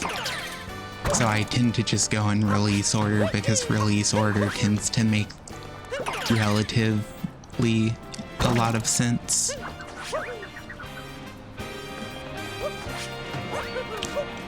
But after Investigations, I believe going in release order, it is Apollo Justice.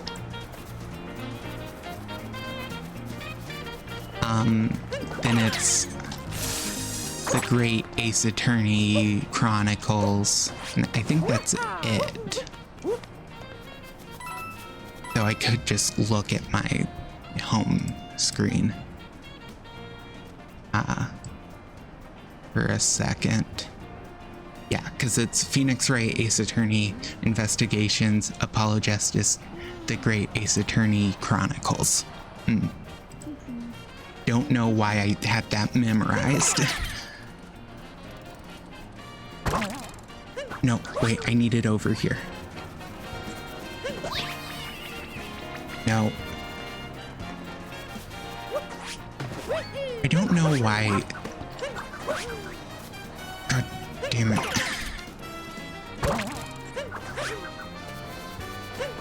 Oh my god. I hate this stupid rabbit. Okay, it should be somewhere around here, but yeah. So, if I remember correctly, Investigations is only 2 games, though, so after I eventually finish the Phoenix Wright trilogy, it's just... I think Apollo Justice is also a trilogy, and so is Great Ace Attorney, but I don't know about Great Ace Attorney. Because Great Ace Attorney Chronicles is, like, by far the one I've heard the least about. Though, it still bothers me a little that in the original game, even though I've not gotten to the point of meeting him, there's a guy named Godot.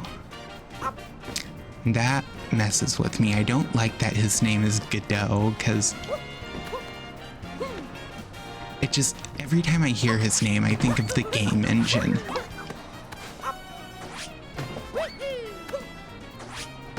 How am I supposed to get a scooter up here?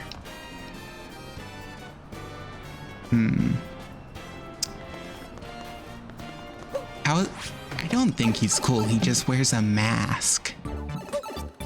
He just wears a mask. That's all he does. And he also drinks coffee, I guess. I don't know, I don't consider coffee very cool.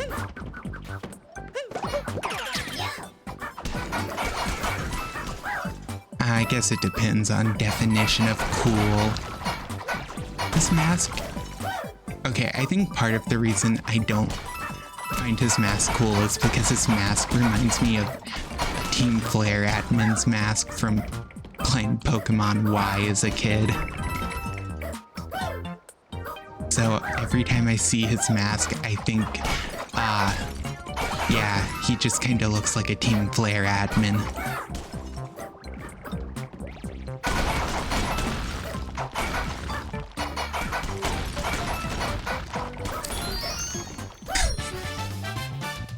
I mean, I don't know which one he looks like because I don't know their names. All I remember is Mabel. I know Mabel is one, but it's not Mabel who has that mask because I'm pretty sure it's the red or green ones. It was like the red or green one, but I don't remember their name. All I remember is all of the Team Flare admins were girls because, like, for some reason they didn't have a guy admin. I remember that vividly. They didn't have a guy admin, but I always assumed it was because all of the guys on Team Flare, like who weren't like the base lackeys, were bald. And so like so as a kid, being a dumb kid, I was like, oh, since all of the like Team Flare members who are guys who aren't grunts have to be bald, it means they don't fit Lysander's beauty standard, which is kind of funny. That I was like, yeah, Lysander thinks bald people are too ugly to be admins. Though I may not have been wrong, because God, Lysander has a lot of hair. I'm just saying, wasn't a terrible assumption, based on the information I had.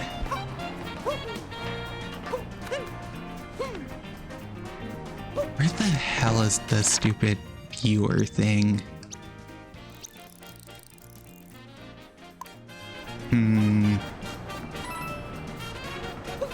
Oh, there it is.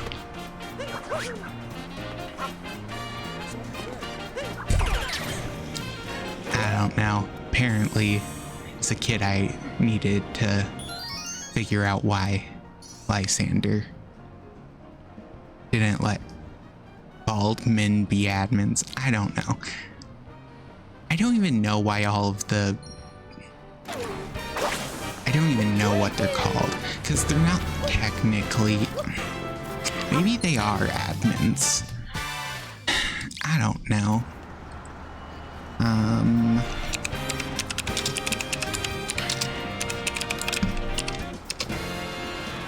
Okay, Team Flare. So there's the grunts, which everyone knows.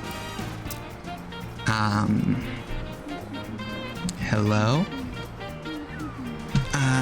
In this, I have 11 in Metro Kingdom. Some amount in Luncheon, and I don't remember. Okay. And Mushroom Kingdom. Here, I can check Luncheon. Luncheon only has like 40 or 52, so that's not a ton. We might finish today because Mushroom has 104, but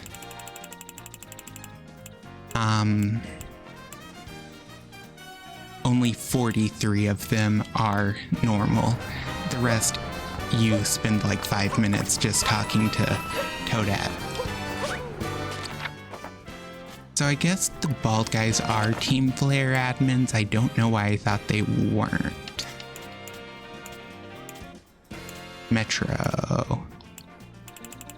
And then I have to just do some cleanup.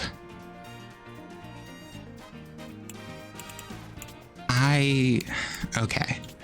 Roughly, if I end up doing everything tonight, it should be about 4 or 5 hour stream.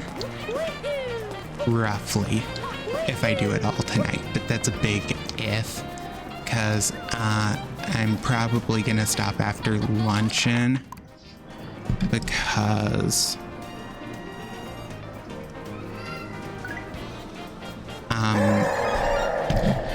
I don't know, because Mushroom Kingdom will take a minute, because you have boss refight. There's a lot to do in Mushroom Kingdom, because you have to refight every boss, but they're harder. Yeah, I'm thinking I'm gonna do it another stream just because it would get a little intense to try and do all of that in one stream, in one sitting. Because the only fight you don't redo, only fights you don't redo in Mushroom Kingdom are Brutals, and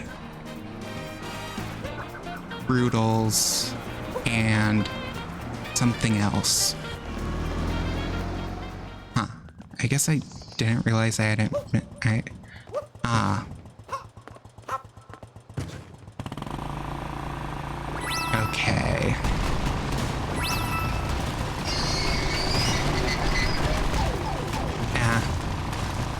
Nope.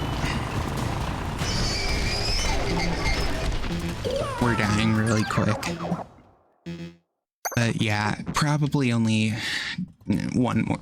There should be one more stream today. Or this should be basically the last stream, because the other stream is gonna take a minute of just Mushroom Kingdom and then a tiny bit of cleanup and for some other stuff.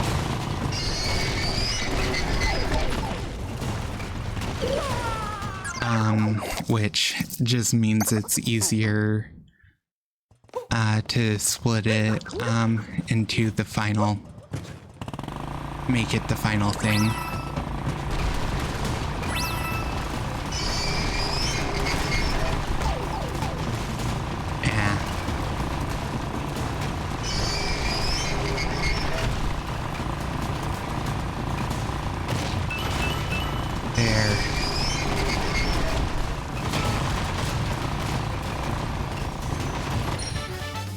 Boom. Big jump, escape.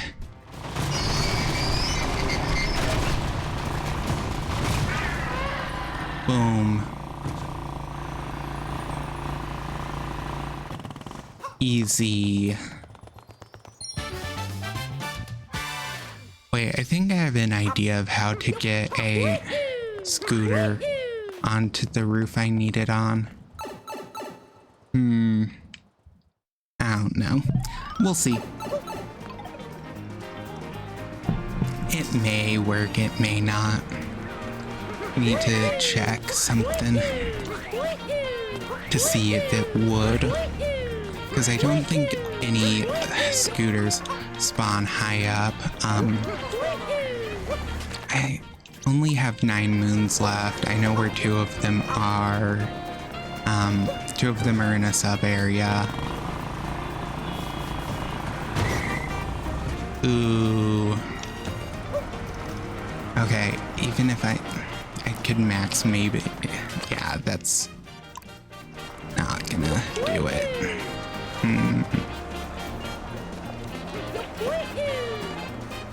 Have to get it up somewhere. I assume. I don't.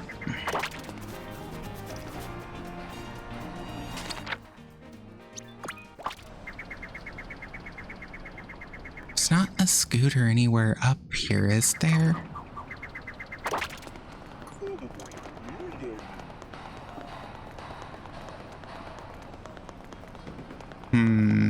I don't know. I'm getting lost. And where stuff is... Oh, yeah, there's a scooter right here. Duh.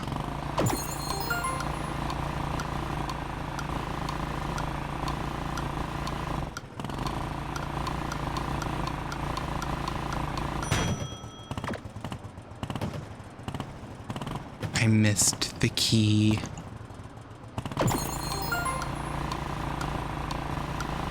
And okay, there we go.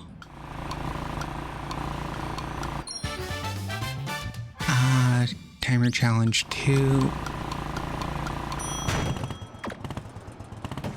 Okay.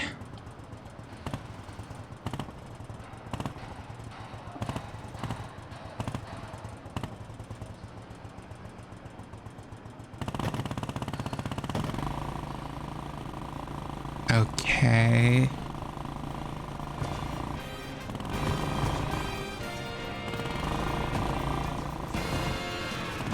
Okay, there we go.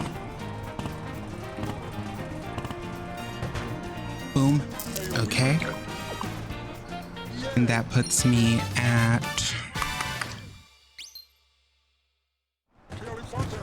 only needing 5 more. This kingdom. Hello? There we go. Now where is it?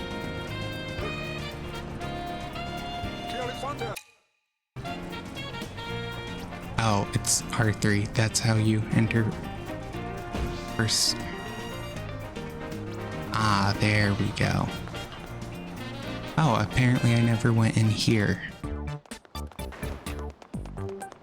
Which that puts me down to only needing 3 more, which means there's only 1 moon I'm missing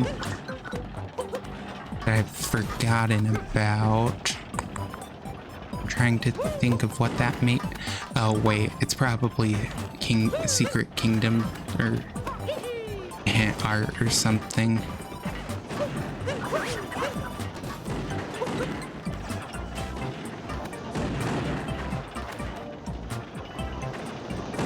Okay.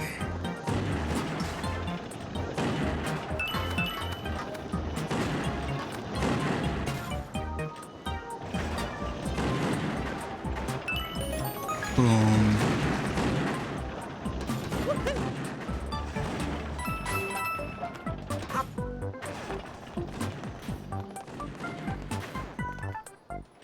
Okay, I need a bullet bill.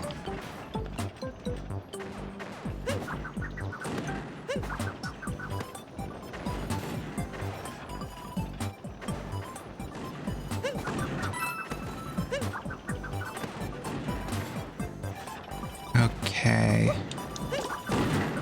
No. God dang it. Yeah.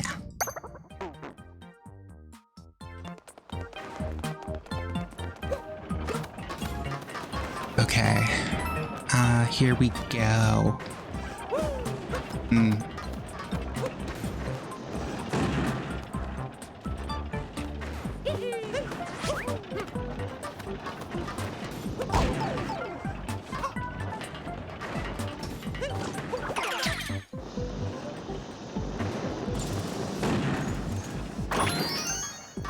Boop. One man's trash is another man's Gargonzola.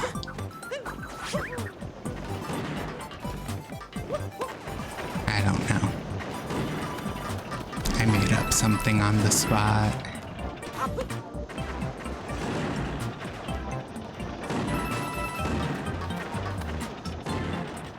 Boop.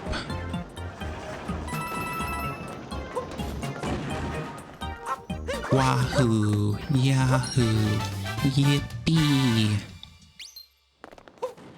Billet building. Heh. Get it? It's so funny. Okay, we need to go to the shop now.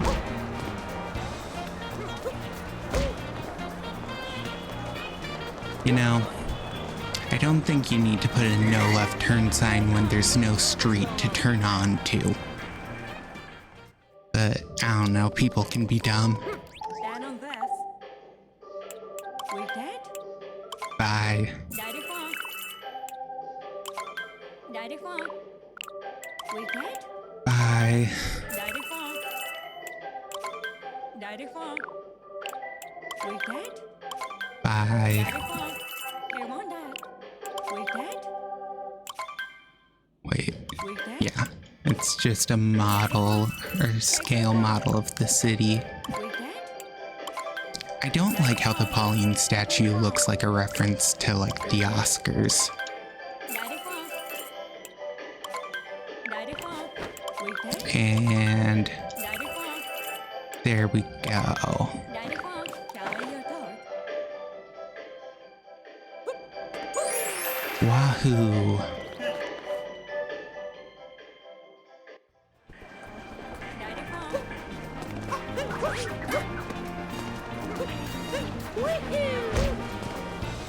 You can't honk at me. I'm Mario. I can do whatever I want. Anyways. Hello. So we're in our Mario Maker outfit. So we get to go in here. Apparently I can't do mental math. Or, no, I just did not. I don't know why I wasn't including it and then decided and how many I needed to find, and then I calculated like I was including it. Okay.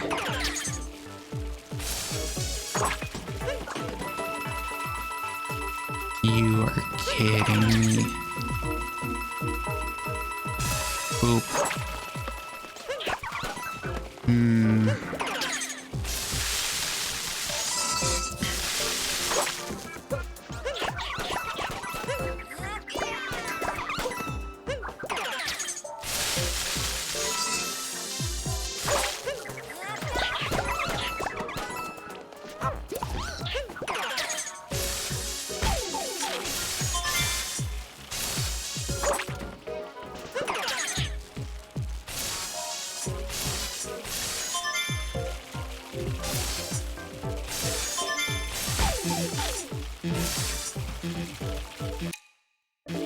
Okay.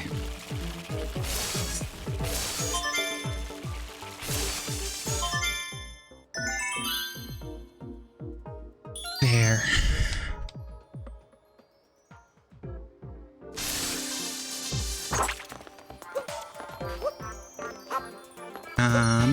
Boom. Yeah.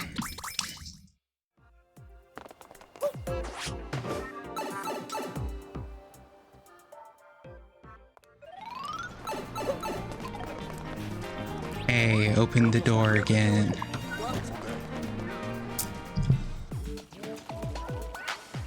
Hey, Yeah.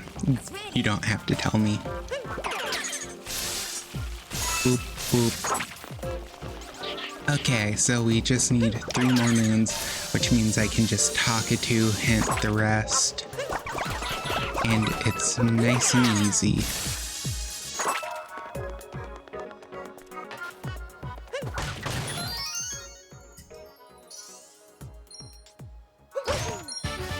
Doop doop.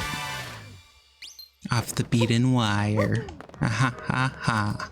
You're so funny, Nintendo.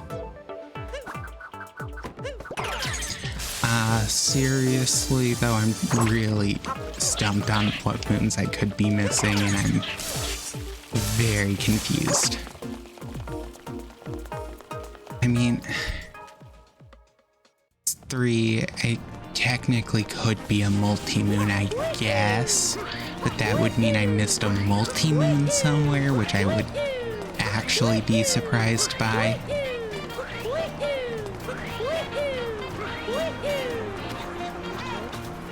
Hello. Found with Metro Kingdom art, so I'll have to find the hint art. Secret girder tunnel. Taking notes in the private room.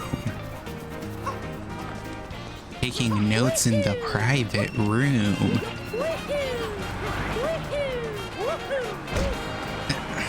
Why did Nintendo name some moons like that? That just sounds so... Oh, wait.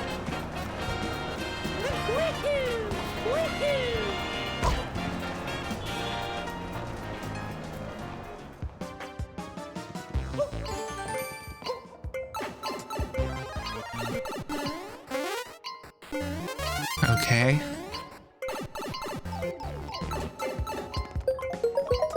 I'm playing on Switch 1. I do not have the money to buy a Switch 2 at the moment.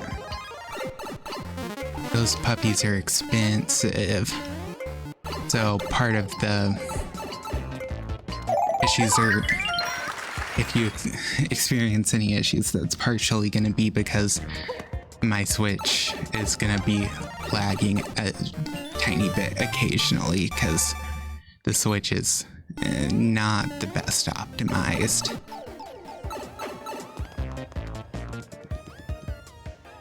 But, you know, we make do with what we have.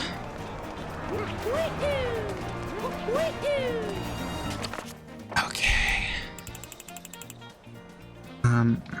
Secret girder tunnel. I have no idea. I have a feeling the hint art is somewhere over here. And I probably missed it.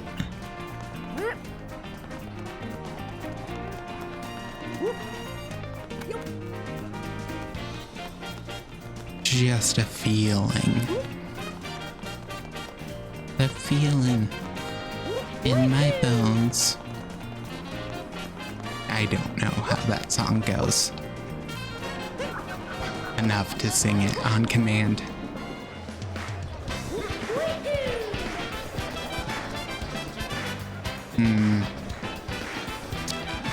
I'm gonna be honest, really the only reason I plan to ever get a Switch 2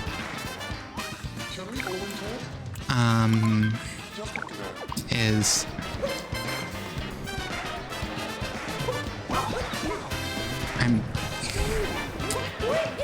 to play Scarlet and Violet a little better, to have them run nice. That's the only reason I want one. There isn't really a ton of that in like playing Mario Kart World. I do want to play Mario Kart World, mainly just because while I was not really sold on the idea of Mario Kart World at first, over time as I'm seeing like what you can do in it, I do really want to get Mario Kart World and like start playing it because I want to learn some of the like shortcuts. Because the shortcuts in like Mario Kart 8 and stuff are like very difficult to do at times. Whereas Mario Kart World has these very weird shortcuts that are also apparently easy to learn.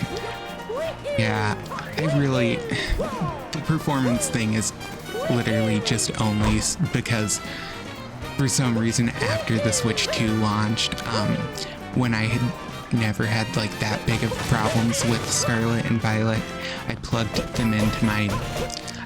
Violet back in, booted it up, and it was running worse than it had ever run before, and I was like, okay.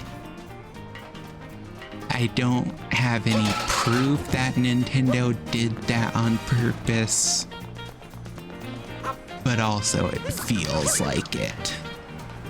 That or Game Freak messed something up in one of the updates they pushed out. Both are equally likely.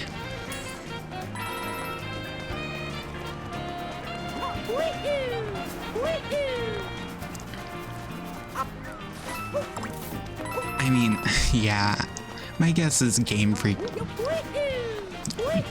messed up and did something they weren't supposed to with the update, but also maybe Nintendo is secretly trying to force people to upgrade to the Switch 2. I don't know. I mean, it wouldn't be the first time a company's done it. Apple still does it.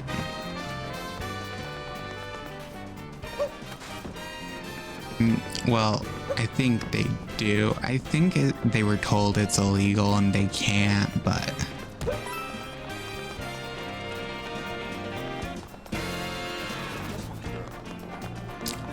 Honestly, that's a pretty common sentiment.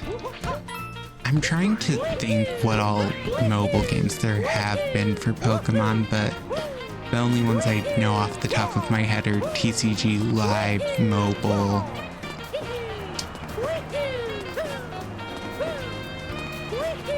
TCG Live Mobile, TCG Pocket,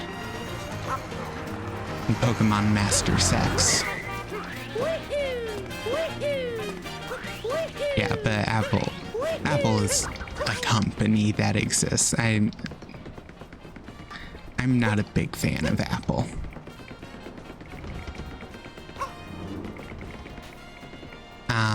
But that's for many a reason. And only part of that is because people act like Apple is the next coming of Christ and he can do no wrong. I swear, he could come out and like tomorrow say they're making the iPhone 23 and it costs $5,000 and people would still be hyping it up. Where is the hint art in this kingdom?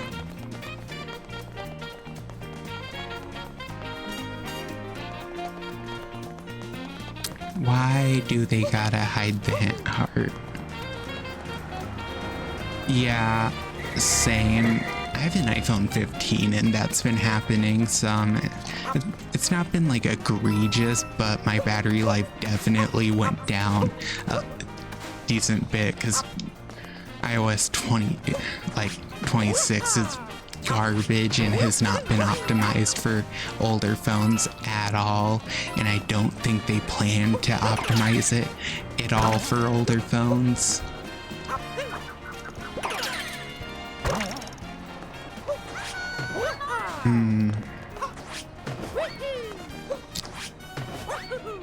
Yeah, being on the 12 is gonna make that stuff way worse, though, than what I deal with on a 15 Plus. Because I think... I can't even remember. It's like the iPhone 17 or whatever now.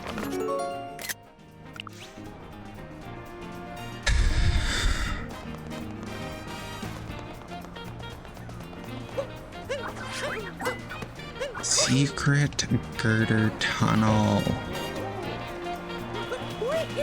I feel like I've checked everything. I don't know.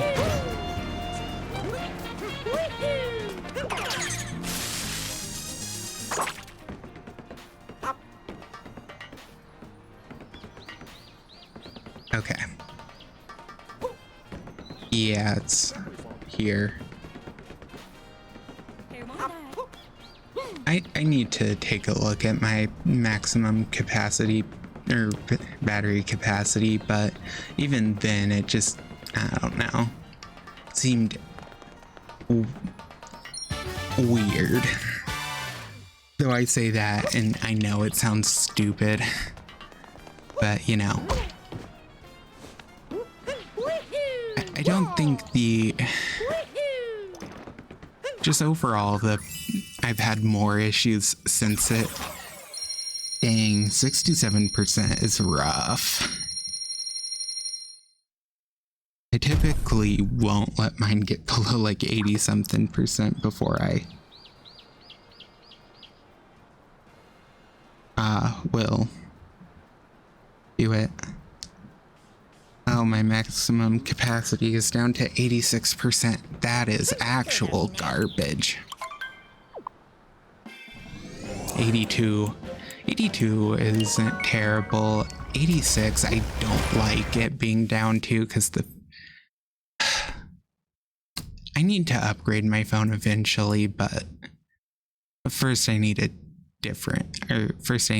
job that'll allow me to do so.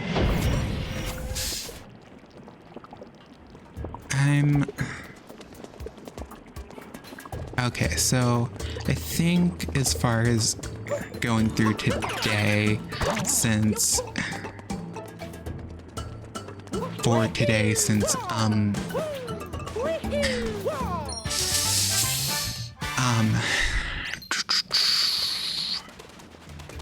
Metro took longer than I expected, I'm probably gonna go till about 12 or so, or until I'm about like halfway through the moons for this kingdom before I end.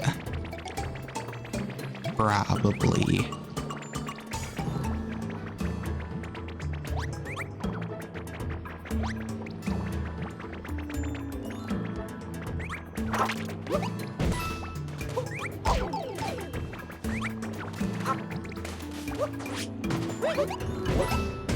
There.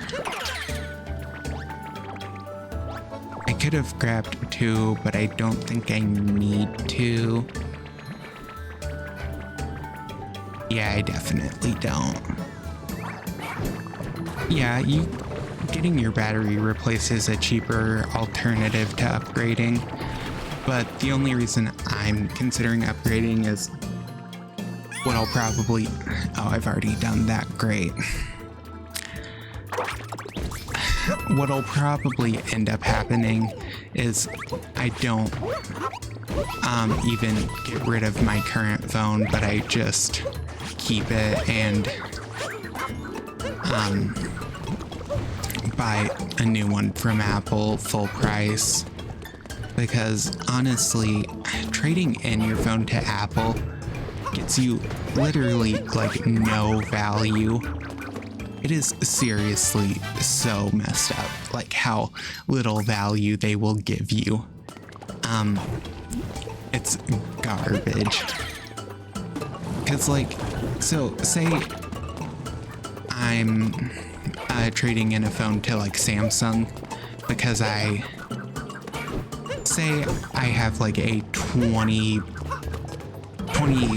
S25 Ultra that I want to trade in for like an S26 Ultra. Typically Samsung will make it so it's only like $300 to $500 difference for the phone to get the new version of the phone you already have from what you currently have, because they'll give you like near full value as long as it's in good condition, like no cracks, stuff like that. Whereas Apple, you can't get full trade-in value if the screen has scratches on it at all. That is literally one of their criteria through them officially, is your screen can't have scratches. Which is insane.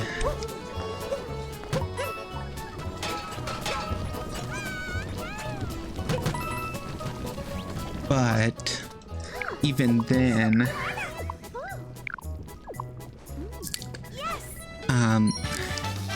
if you were to trade it in, like the second a new phone comes out, I think if I remember right, when I checked what full value would be for my 15 Plus right after the iPhone 16 came out through Apple, it was like $350. It was not, it was like, it wasn't even half the cost of a new iPhone 16 Plus. It was like less than half. It was like 350 is such a low offer, first of all. Like, I'm still a little insulted that they were like, we'll give you this great offer of $350. Like, excuse me? Do you think I'm an idiot?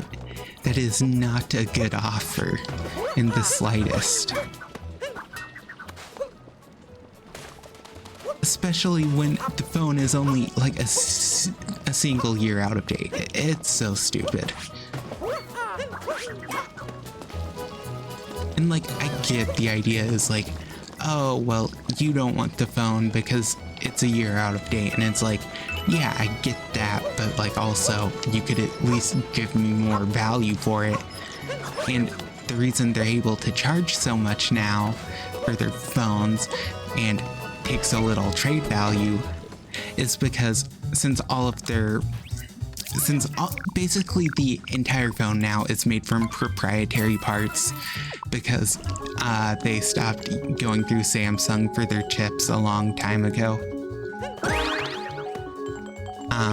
Well, I don't want to say a long time ago. It was like years back though. It was when they introduced the M series chips. Or I think that's what they're called. They became basically the phones are fully proprietary software hardware now, which just, it's so stupid. It just allows Apple to charge exorbitant prices for their products. It's like actually bad. I hate it.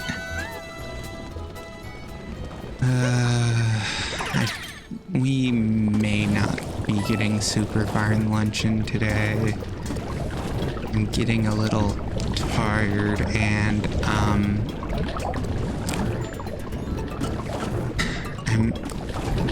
Metro took way longer than intended. Well, that was not what I wanted to do, but oh well. We can make this work.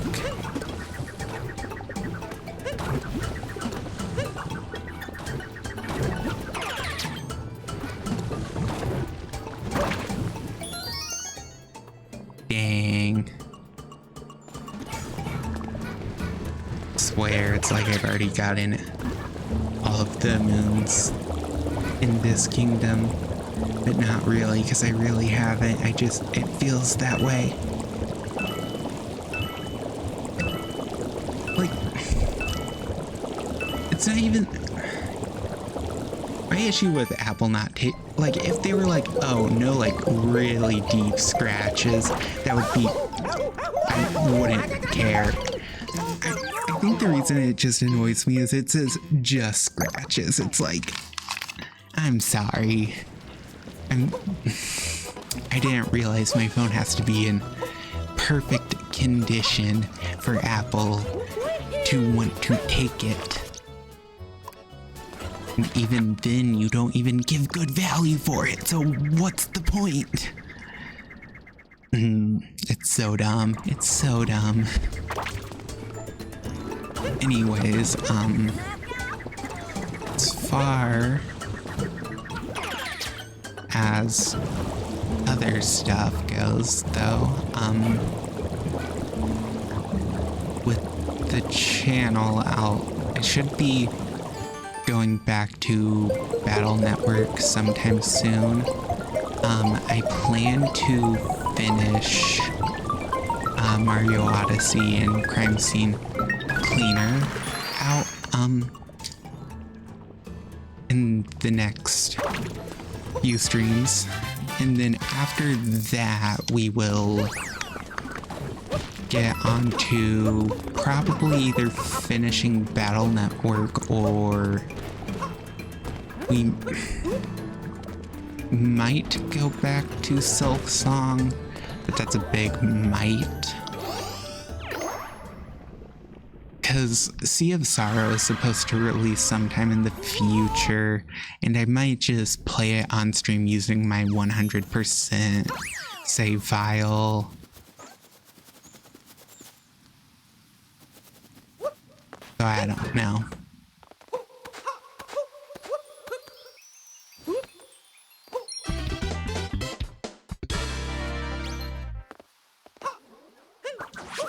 I also don't know when Sea of Sorrow is even going to release, which is annoying. I wish it had a release date, but right now we just have been told maybe this year. And even then, we might not get anything besides Sea of Sorrow as far as DLC goes, which would be so tragic. I would actually be very sad if we only ever got Sea of Sorrow.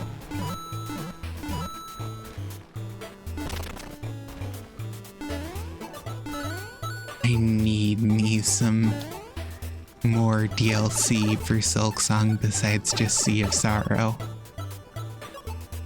Otherwise, I'm gonna be so sad.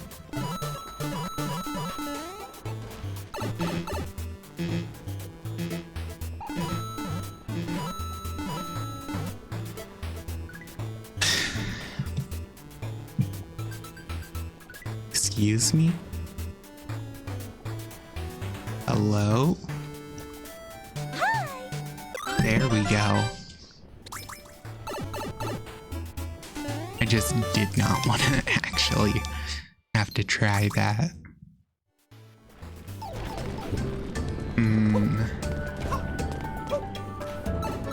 Is there maybe something else here?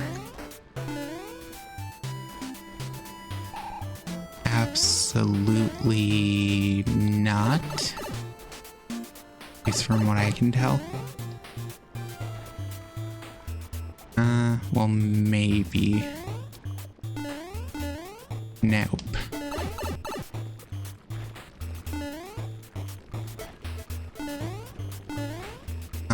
Come on.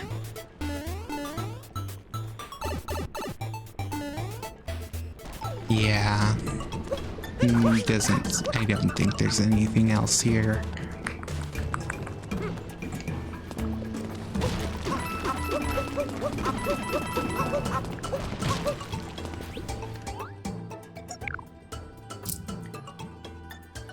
Okay.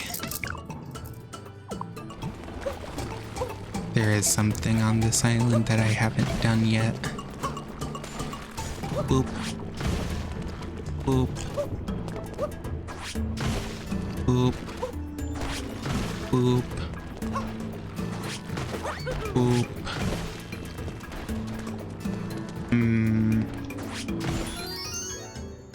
There we go.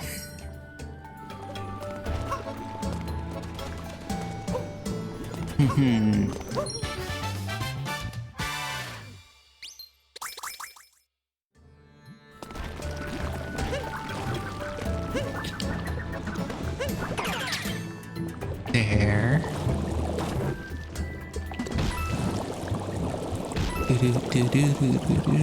Subscribe.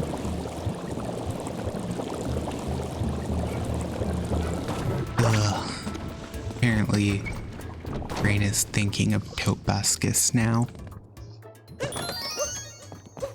Nugget, biscuit, nugget on a biscuit. Food Kingdom. I'm thinking of nugget on a biscuit. Man, what a good song.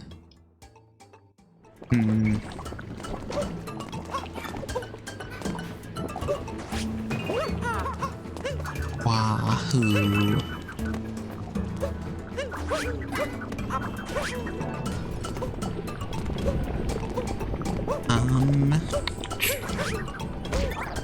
Otherwise, in other news, I don't know. I was hoping I would think of something as I said that. I'm considering what I'm going to do with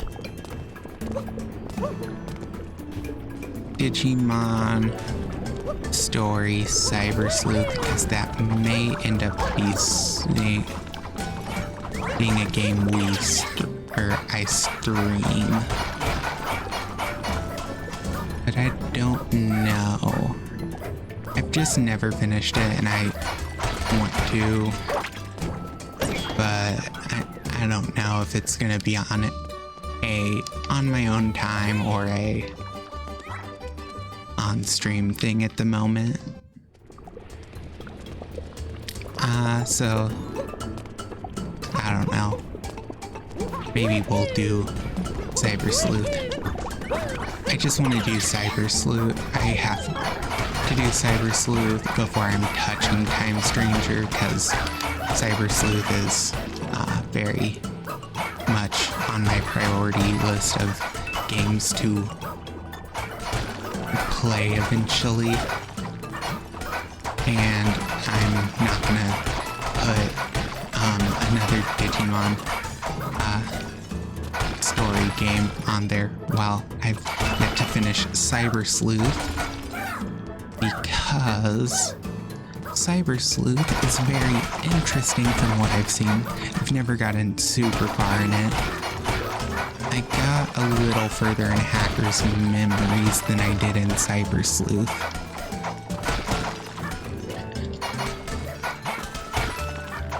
Which still does not say much, because I didn't get like super far in Hacker's Memories. Hacker's Memories, I just remember getting to a very specific side mission that is kind of infamous. If not for good reasons, though. You know, just Digimon doing Digimon things and creating a subplot that is extremely dark for seemingly no reason.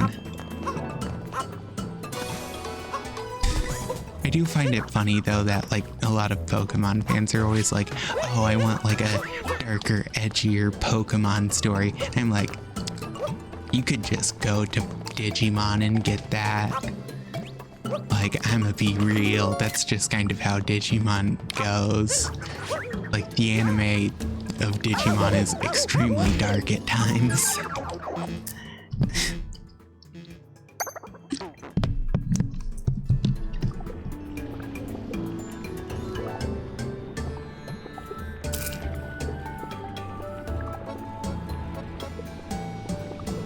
Okay. There we go.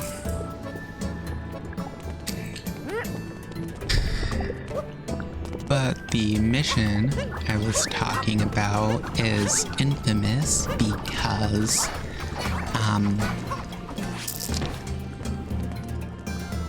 how should I say this?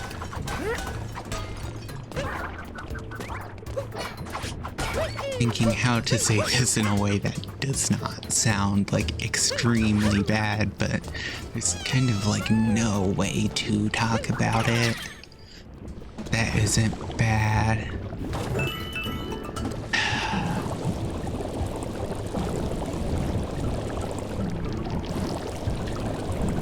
We'll just yeah, we'll just have to kind of say what happens. So, what ends up happening in that side mission that is fairly well known as being very dark is you learn that a kid is being bullied in school and forced to help his classmates cheat on tests since they take tests in the digital world, he uses a program to take over their bodies. And in doing so, he is able to do the tests for them.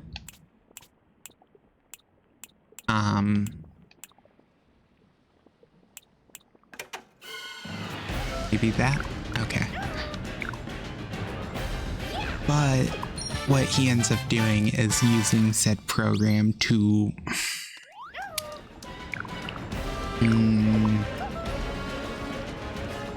force his classmates to one by one jump off the school building. It's a very dark side quest. There's a reason Digimon is very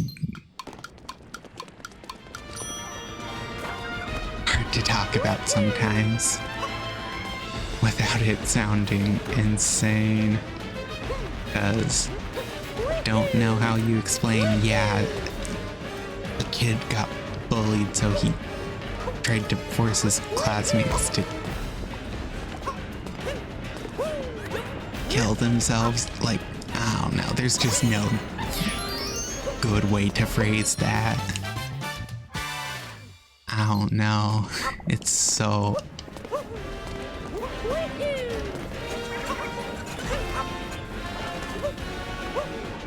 It's so very much a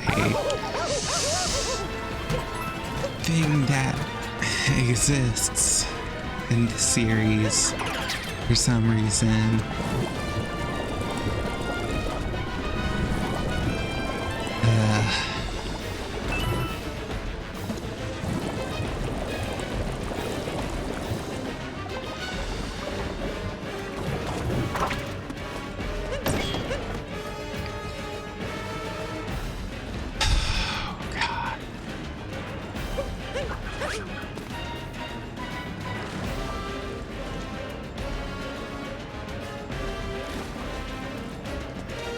Okay.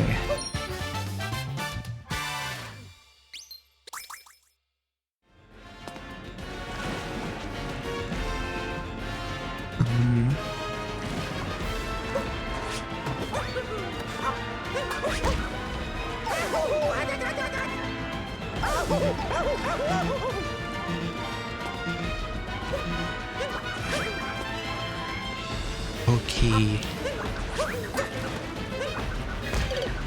Ah, damn it.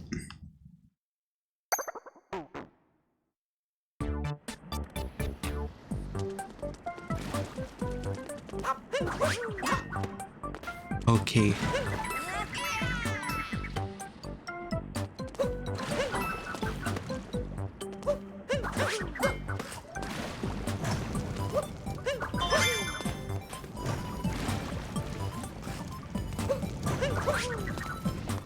Okay.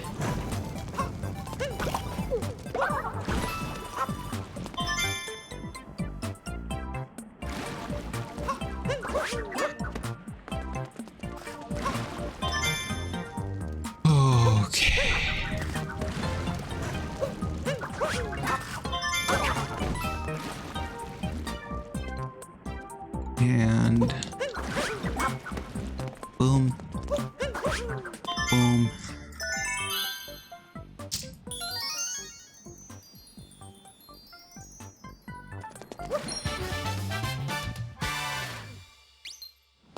Okay, there's that. Now we only have a few things left.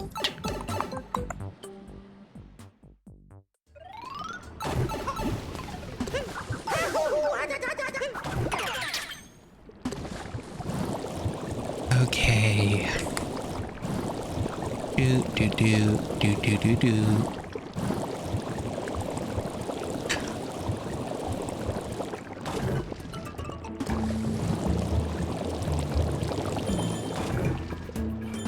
Okay, so that's how you get back here.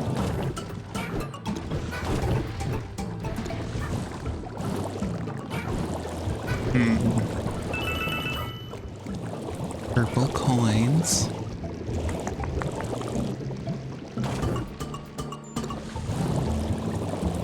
That's it. Okay.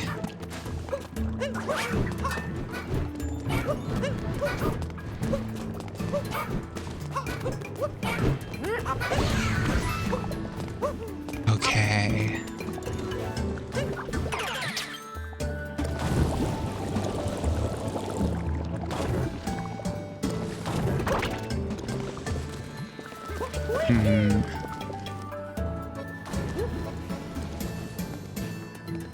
I think I've maybe done this already.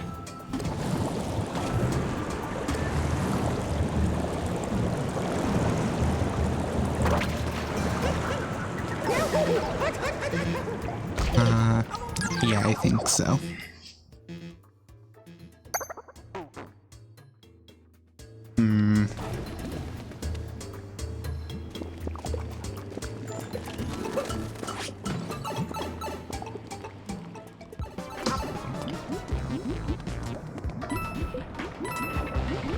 Okay.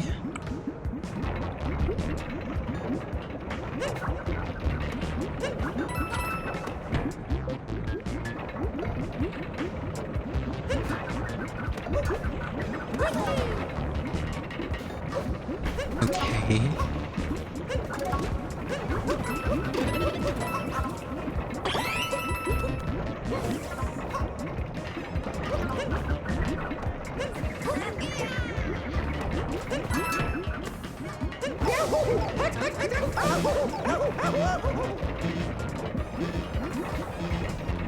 Well,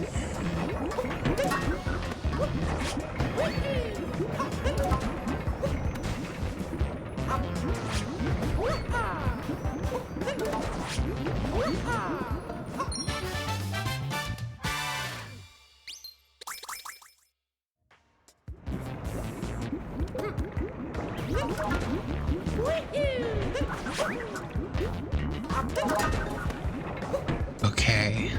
There we go. Wahoo! That was a little intense because I did not do that great, but you know, it works. If it works, it works.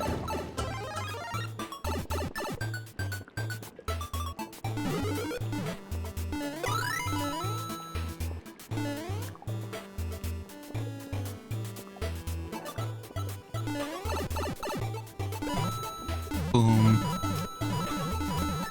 Okay. Do do do do do do do.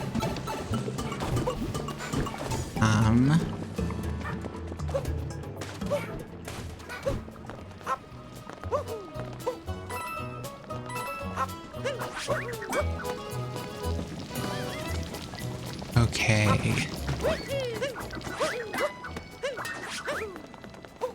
Nope.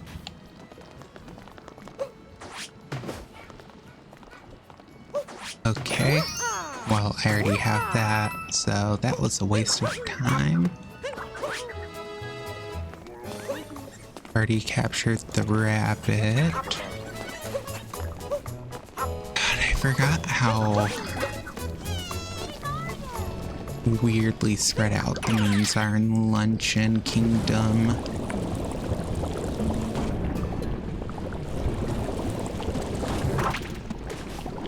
No, not that.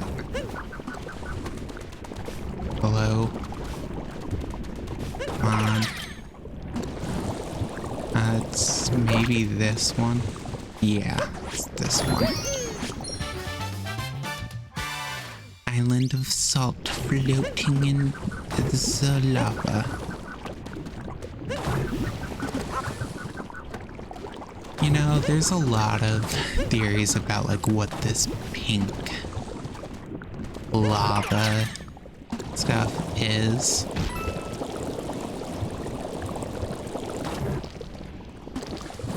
But I don't think I actually want to know, considering the bird. I was gonna say the bird boss, and then I was like, oh wait, they have a name. And then I immediately forgot their names, so like...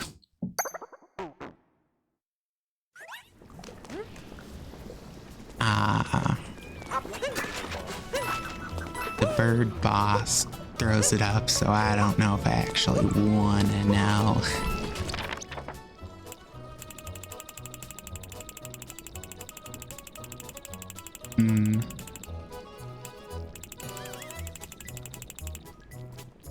We'll grab like one more moon before calling it for the day, but that puts us halfway done with luncheon, which just leaves half of luncheon and then mushroom, which will be good to split up because I'm getting a little tired and it makes it a little easier just because I can come back with a refreshed idea of what I have to work with here. Mainly just because I feel like luncheon is the most annoying kingdom to get through. Mushroom Kingdom, for the most part, is fairly easy. Really, all you have to do is, to start, you have to,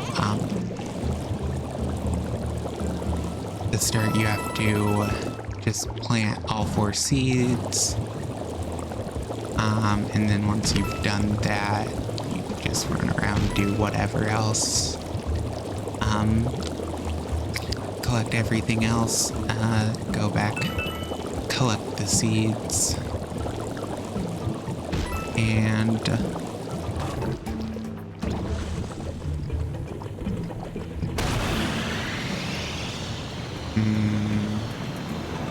that's annoying. Like, shouldn't have taken that. But there's not a ton you need in Mushroom Kingdom that isn't just kind of the basic, like, sitting around or boss fights. Really one of the few, like, annoyances in Mushroom Kingdom is just Toadette moons. But even then, it's not too bad. Mushroom Kingdom is just about the easiest. Don't know if I've already checked this, but we'll check it again. Okay. I mean,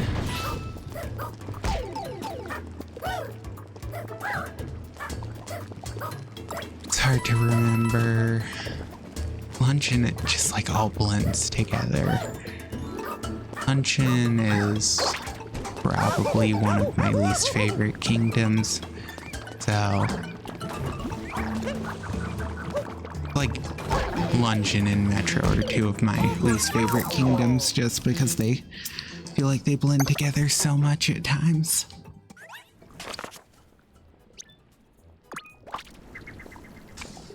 Let's just go up there. I think there's something up here I've probably not grabbed. Yeah, I'm not trying to get to the top though. Moment.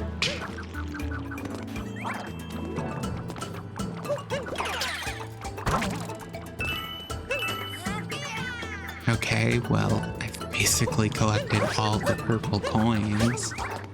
It's not what I was here to do, but sure, I guess. It's trying to find some moons.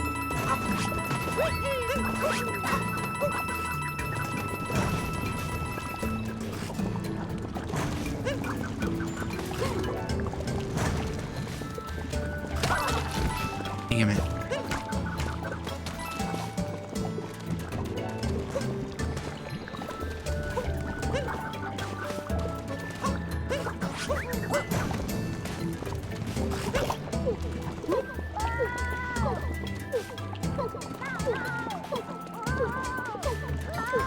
Abby, you're gonna have to get out on your own.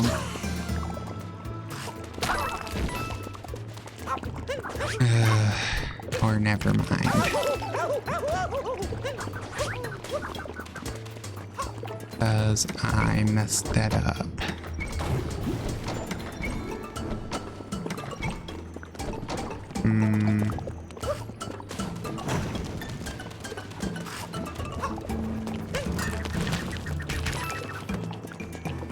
Well, that's great.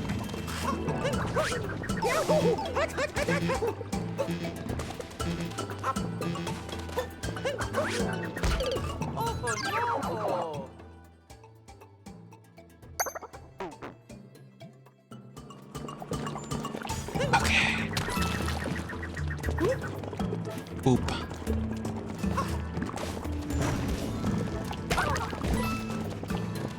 God damn it. You have to time the rock just so well.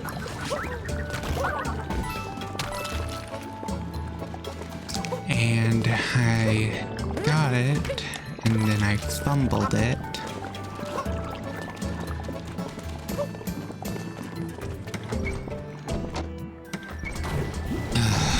Okay. Let's try this again.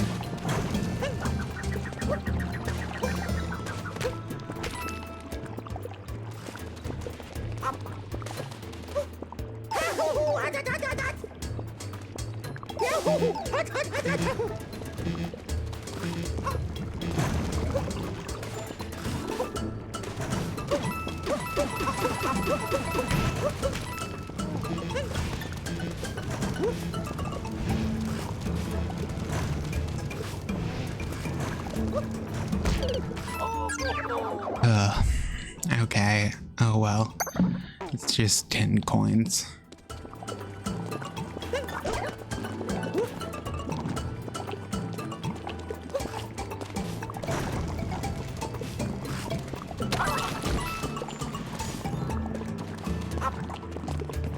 Okay, let's try this again.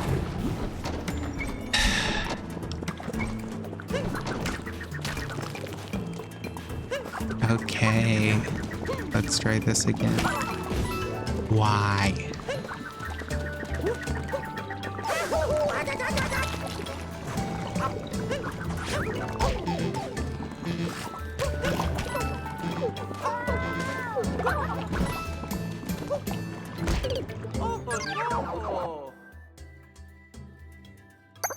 I don't know why I'm struggling.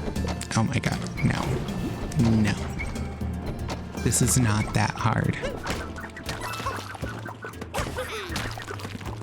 Okay, stop.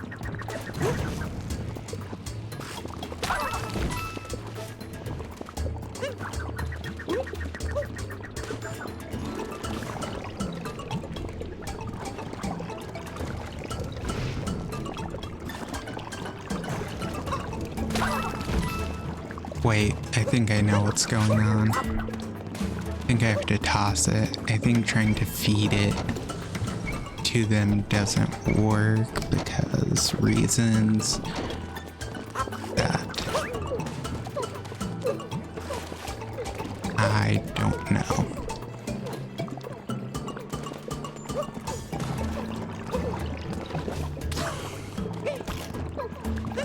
Yeah. Like that.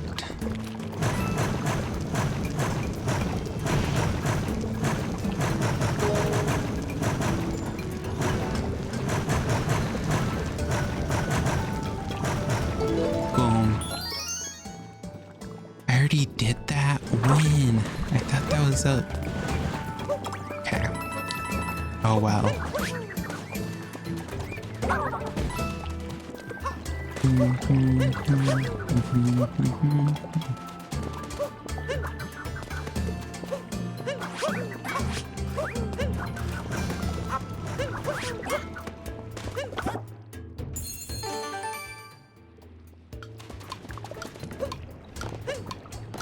Okay.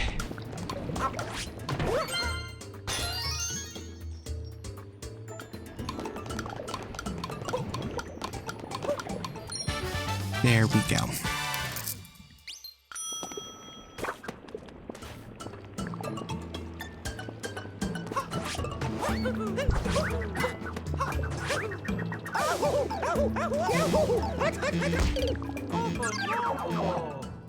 That, if I had long jumped, that probably would have worked. Because that would have given me a lot more distance.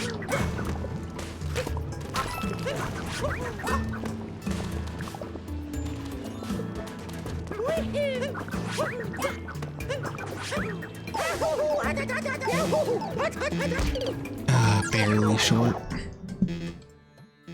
Maybe I did long jump the first time. I don't know. But we can just do... Hello. There we go. Thank you.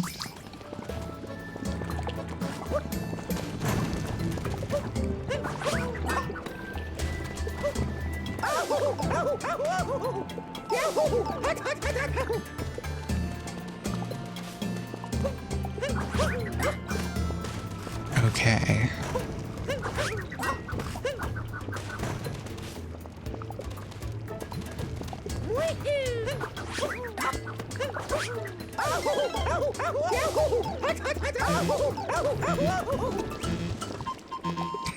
Oop.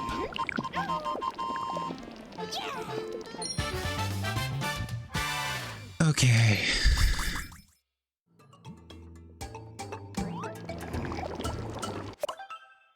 Think we're gonna save and call it here. Just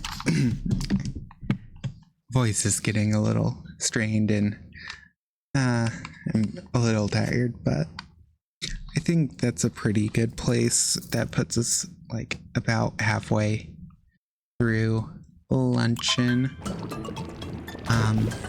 Basically just need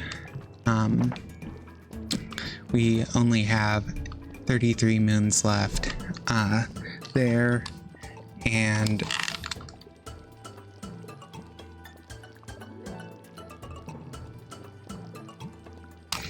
then just mushroom, which is basically just easy to do all in one, because yeah, mushroom is a little different. But yeah, have about the same amount left as what we did today. But yeah, I think that puts us at a good spot, basically as close to the end as we can get without me pushing it a little bit. So yeah, we'll call it here. Thanks for watching. Have a good rest of your day / night. I'll see you again either tomorrow, maybe tomorrow, Thursday, or Friday. I don't know. It depends how I'm feeling and how some stuff goes. But yeah, thanks for watching again. Have a good rest of your day.